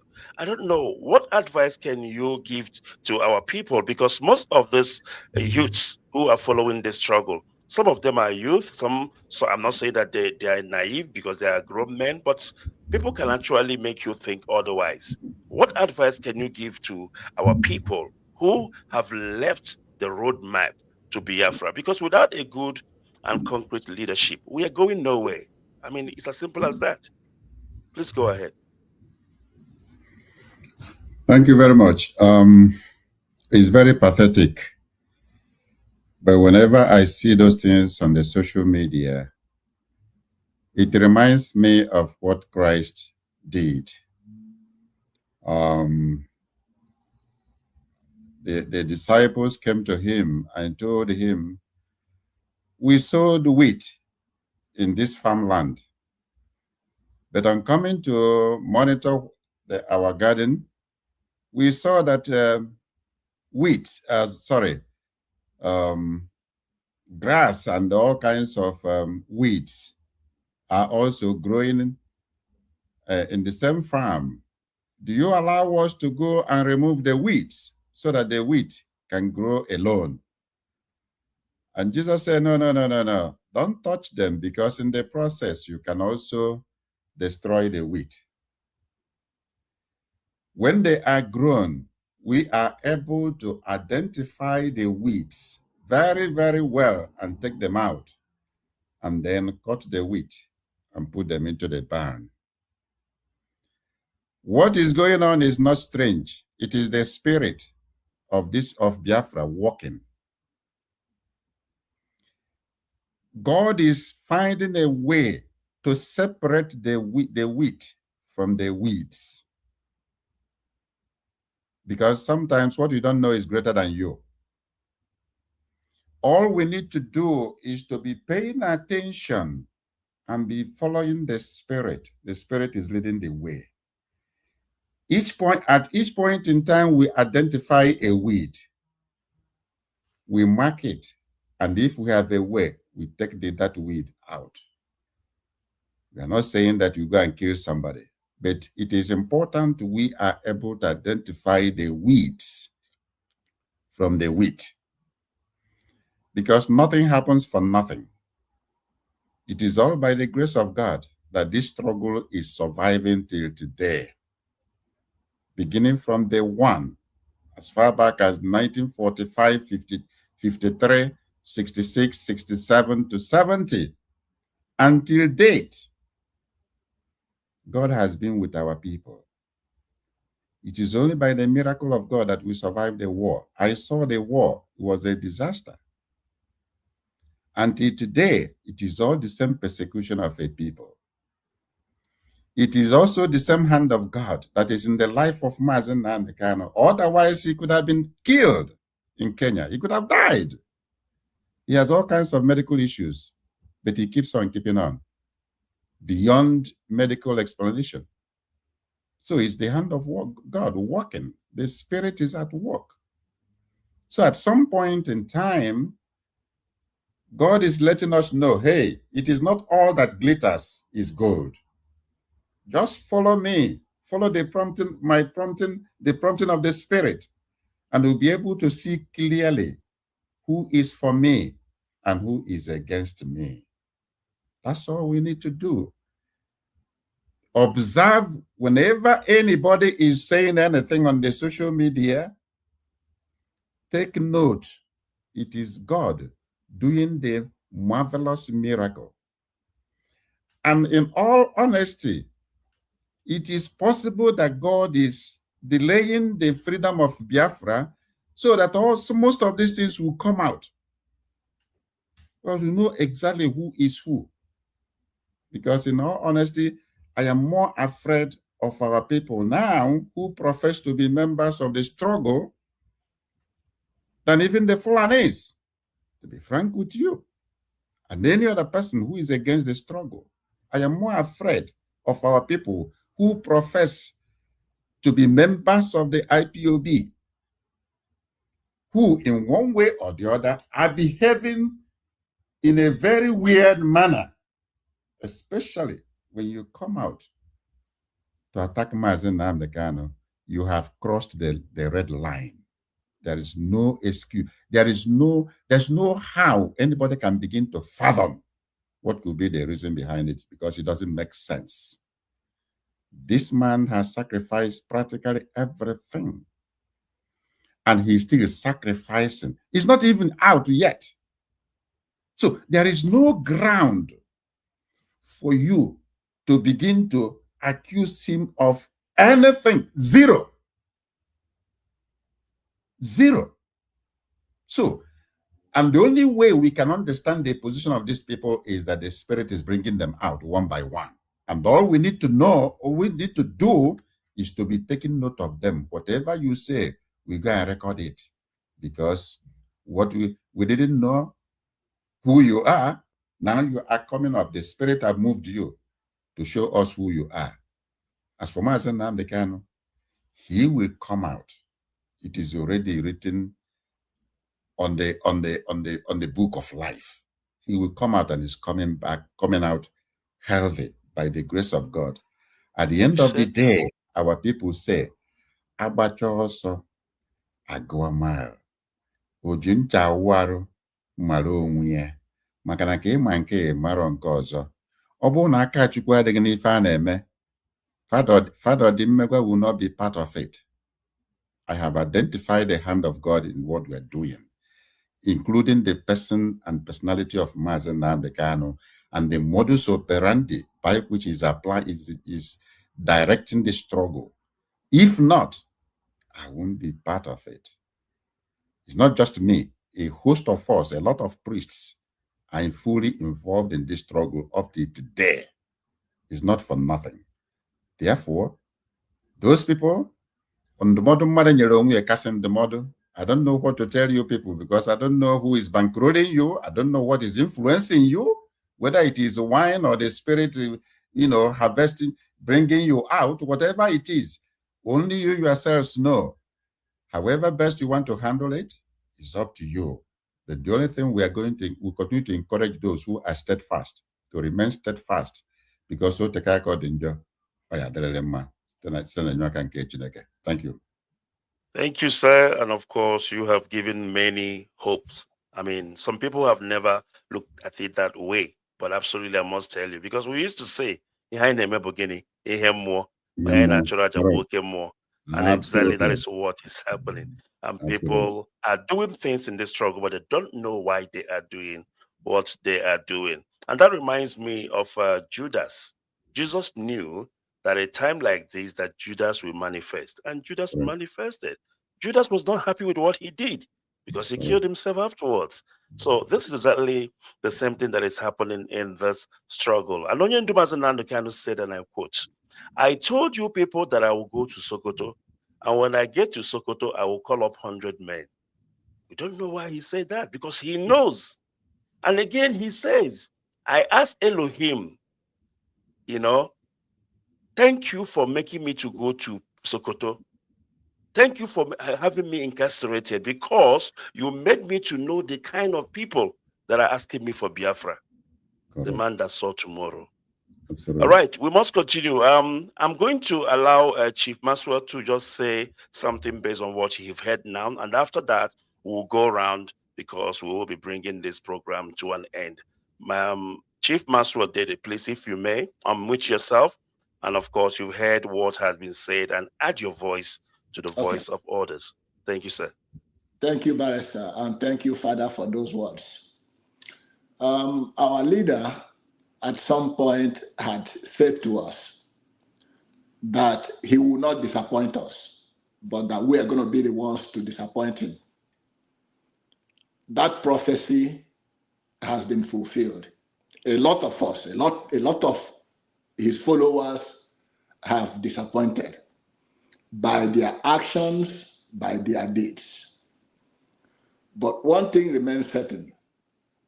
He also told us that there will be so many mountains on our way to freedom, and that we're going to surmount each and every one of them.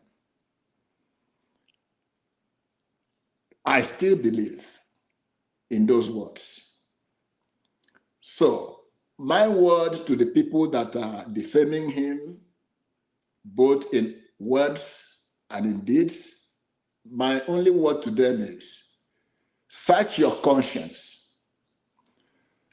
Think back to what convinced you to be part of this struggle in the first place. Who convinced you? Like you rightly said, search your conscience.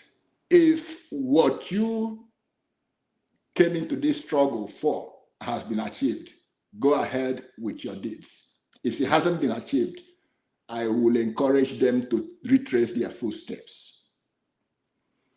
If they cannot retrace their footsteps, let them be quiet and get out of the way, because we're going to get what we're looking for, no matter what.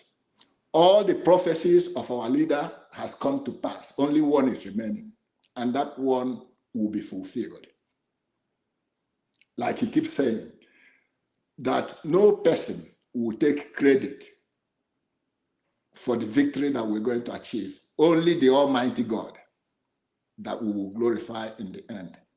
So whoever is doing what they're doing, search your conscience. If you're doing good, continue doing good. If you're doing bad, I encourage you to retrace your footsteps. Thank you so much. Thank you very much. And of course, we will be rounding up right now. And I want to thank you all, those who are joining us now and those who have joined us from the beginning, who have heard the SOKOTO declaration.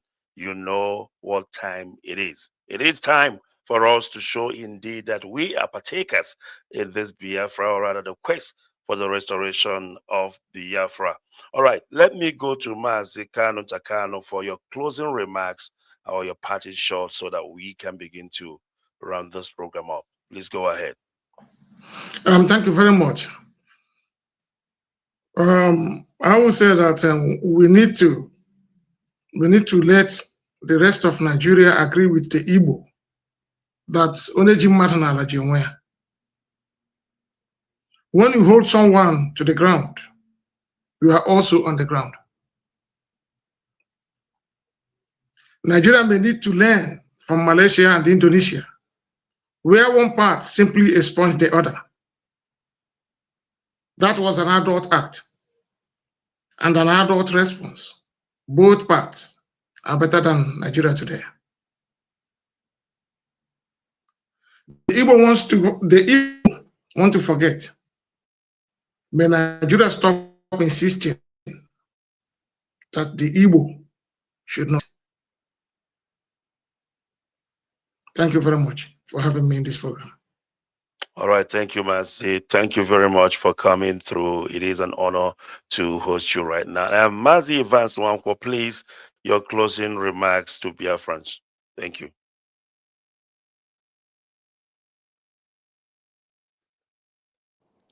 Thank you very much, fellow Biafrans. It is indeed an honor to be with you today. And in closing, I want to remind us of a young man, Bruce Meroff. When you come into my office in the United States, you will see a framed picture of that young man with him burning ablaze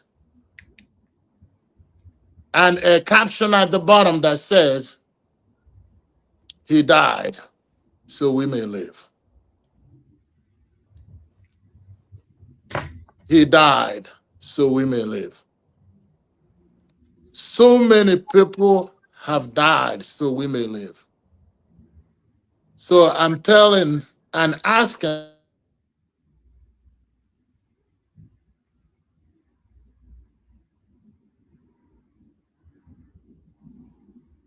All right. I'm not sure. It's like we are losing Mazi Evans. Looks like we are losing him. All right, Mazi Evans, are you still there? Can you hear me?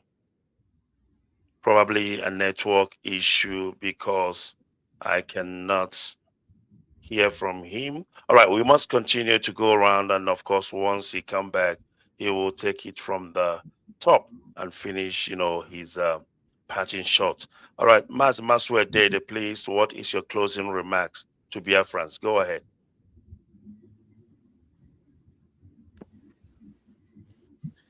Thank you, Barrister.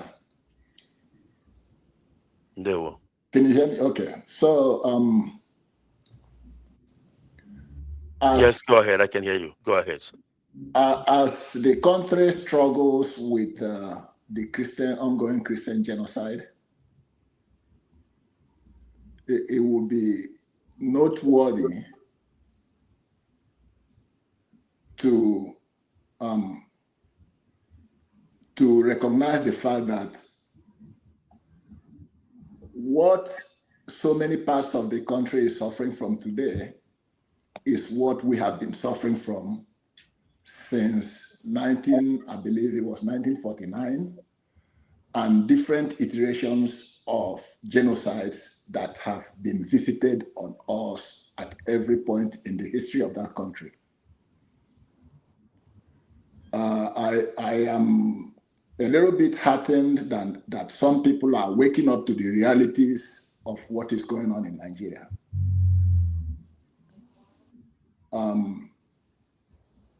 And I wish a lot more people will come forward and face the reality that Onyendu Mazi Nnamdi Kanu warned us of all these things that are happening. We should recognize that, and everybody should call in unison for his release before we embark in another charade in the name of an election. No building or any edifice constructed on a false foundation will stand. The problem of Nigeria is foundational, is fundamental. It has to be addressed in that way. Elections, jamboree will not do us any good. They need to release Onyendu forthwith and engage in meaningful negotiations. He is the solution. He is part of the solution. He embodies the hopes and aspirations of the majority of the people. And he is for the good of every indigenous people in that country. And I think as time goes on, people are realizing it, and majority of Nigerians know it now. And my word, only my parting word, is to my Igbo brothers and sisters. Desist from castigating the Lord's anointed. Nnamdi Kanu was sent to us. He's a gift to Nigeria from God Almighty. He is part of the solution, and we need to recognize that. So all Igbo people, I encourage us to come together and start speaking with one voice. Bob Marley says, how long shall they kill our prophets while we stand aside and look? This is a clear example of that. In my own estimation, Nnamdi Kanu is above any leader in that country. The Muslims, they revere their Sultan. The West, they revere their leaders. Our own leader, a man that's been sent by God to save his people, some people are raising their voices against him. Everybody needs to retrace their feet. Let's finish this fight. It's almost done. It's almost done. So I thank everybody for being part of this program, and I thank you, the host, and my co-panelists for a job well done. I encourage us to be steadfast, hang in there. It's almost done. It's almost done. Before you know it, like our leader used to say, you sleep in Nigeria and wake up in Biafra. It's going to happen. Thank you so much. Thank you very much. Thank you very much, Chief Maxwell Dede. All right, let me go back to Mr. Evans Nwankwo. I think it could be a network issue, but you're back now with us. Please continue with your parting shots. If you can unmute, please. I'm not sure what was heard when the network started to act up. You can start all over again. We are listening. It's fine. Okay, my brothers, I say, fellow Biafrans, thank you so much for listening, and happy Memorial Day. This is a day we will continue to remember, regardless of what the oppressors tries to do. They tell you can't gather. Do whatever you can individually in your homes, everywhere. And those of us in Biafra, in diaspora, will continue to raise the flag and will continue to raise our voice. I want to remind us of a young man, Bruce Merrock. This young man, when you walk into my office, you will see a framed picture of him burning ablaze. And at the caption, at the bottom of that, it's written, "He died so we may live." This is a young man for our sake, set himself on fire in front of United Nations and burned on the 29th of May, I believe it's 1959. Or 1969, I believe it is. So are many other souls that have died so we may live. And my speech to the Biafrans today is to let their blood convince you to get in the game and let your jerseys get dirty with the rest of us.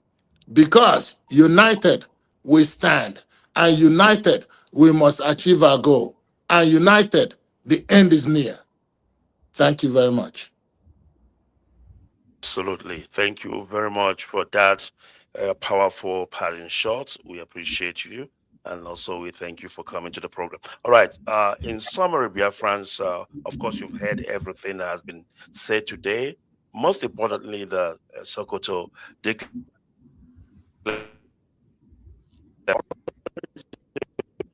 everybody to go back and read it. I mean, Reverend Augustine Odimegwa said it rightly, that it's a very, very big document that needed to be studied. And of course, people must go back and read through and know what is required of you to ensure that this task ahead of us is accomplished. All right. In closing, we are going to ask Reverend Augustine Odimegwa, please, to lead us in a closing prayer. Very, very important. And of course, pray for our leader, Mazi Nnamdi Kanu, because there are so many enemies, our real enemies, and the people we thought us have turned also against us. So in and out, there are enemies everywhere.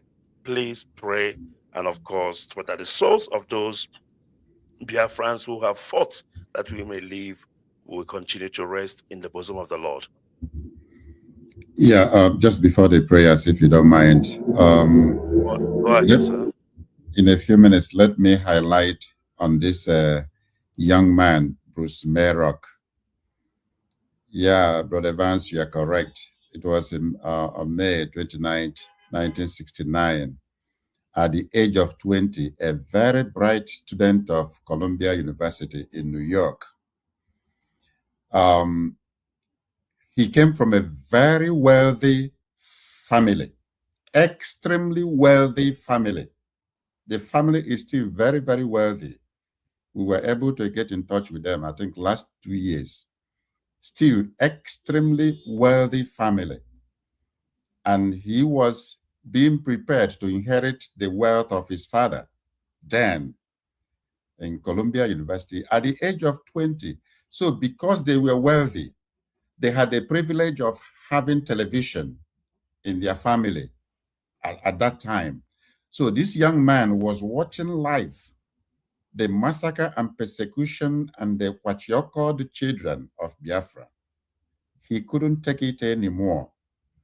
So on the 29th, he wrote several letters. He wrote to the city council of their county.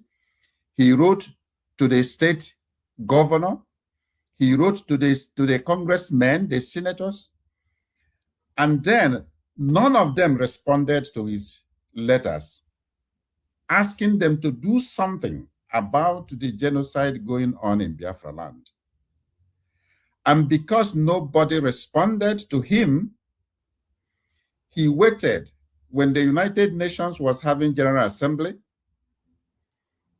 He wrote a note and took it to the lawn in front of the United Nations General Assembly, and then set himself ablaze right in front of the General Assembly.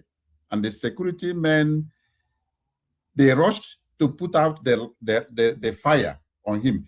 He was running away from them because he wanted to make sure that he was burnt to death. They pursued him until eventually he became tired. They put out the light and then tried to save his life. Before the next day, he was dead. But they were able to retrieve the note he left. And what was in the note? He was asking them, why are you ignoring the massacre of the people in Biafra land? He was asking the whole globe, the world, the question, why are you ignoring the massacre of Biafrans in Biafra land?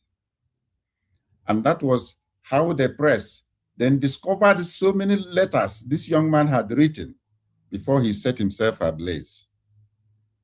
And because of that, the issue of Biafra became a front burner in the American politics. Unfortunately, before America could step in, our people had surrendered. If that war had lasted for another 3, 4, 5 months, Biafra could have been granted their independence because of what this young man did at the age of 20, a very bright student of Columbia University. He is buried in New York, and for the past 4 years, we go there every day after the 30th of May to pay him homage. We're going to do it tomorrow, Sunday, by 2 p.m. We'll be at his graveyard tomorrow. Those of us from New Jersey, New York, and those who can make it, we'll just go there to tell him, thank you for what you did, for bringing the persecution of Biafrans in the limelight, and for the sacrifice you made. And we assured him that we'll continue to remember him until Biafra comes. Every blessed year, we just go to his graveyard to say, thank you very much for what you did. And so he's also being remembered today as one of the most precious lives that were lost in the struggle. We thank him very much. And then we thank all our heroes. My last message to our brothers in diaspora, I said this last year at our 30th of May celebration in New Jersey. I told our people in diaspora, look, and the same message I'm giving today, if we continue to show nonchalant attitude in this struggle, the resultant effect will be more on us, those in diaspora. Why or how? Because I told them, if Biafra does not come, more than 95% of our children will never come back to Biafra land. And these are generations lost and lost forever. If Biafra comes, more than 95% of our children will come back to Biafra land. So we must be looking at it from all angles. It's not a question of this is Mazen Nnamdi issue. No. If it is Mazen Nnamdi issue, millions will not have given their lives voluntarily to die for it. There is something in this struggle which people are not discovering. And I'm letting our Biafrans in diaspora pay very close attention to this. We are building a lost generation in diaspora.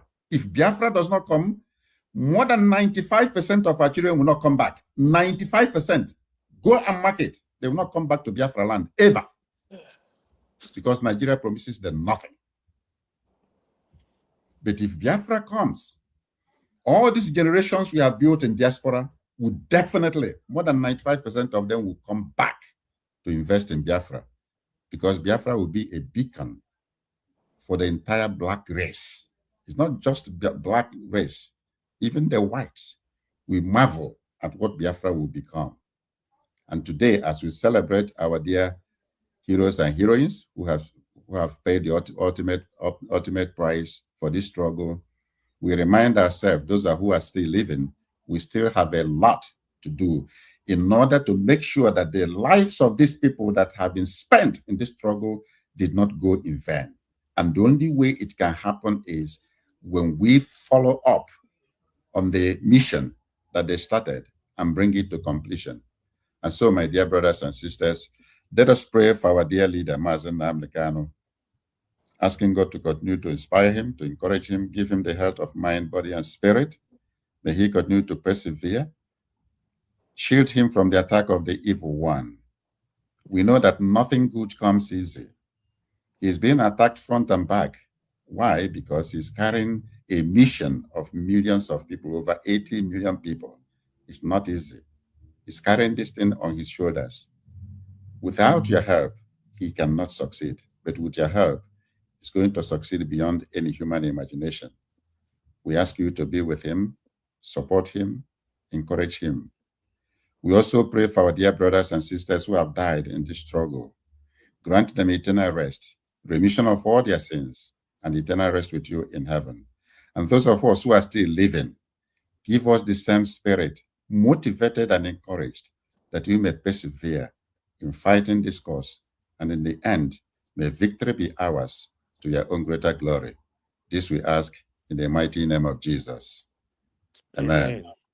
Amen. Yeah. He said, he said, he All right. said, Thank you very Thank you much, very everybody. much to my guests. Reverend Odimegwa, please, when you guys go to Bruce, burial site tomorrow, can you guys please take pictures and video as well if you can, so that we can share it among our people? I mean, I'm only hearing the story correctly for the first time. I've been in this struggle since 2015, but I'm only hearing the correct story, and I really appreciate you for sharing that. It's really emotional for me, that somebody who is not even a Biafran can burn himself alive. And those who are Biafrans are busy messing around. They don't know what it means to be a Biafran. But I believe after this 30th of May, because each and every time we have 30th of May, things happens. People get exposed. Things happens, and we expect more to happen. Thank you so much, Reverend. Thank you, Chief Maxwell. Thank you, Evans Mankwo. Thank you, Mazikano Takano. And of course, you guys have made our day. You have made 30th of May what it is. This is among the best, if I may tell you so. All right. Thank you. And of course, Biafrans, thank you for joining in on the 30th of May. Yes, 30th of May have come and must have gone, but we are still continue. The struggle still continues. If you know what you need to do to ensure that Biafra is restored, go ahead and do it. Very, very important. And of course, this is Biafra Radio, and this is where we are going to stop. And I will say, may Elohim bless our leader, Master Nnamdi Kanu. And of course, please Thank you.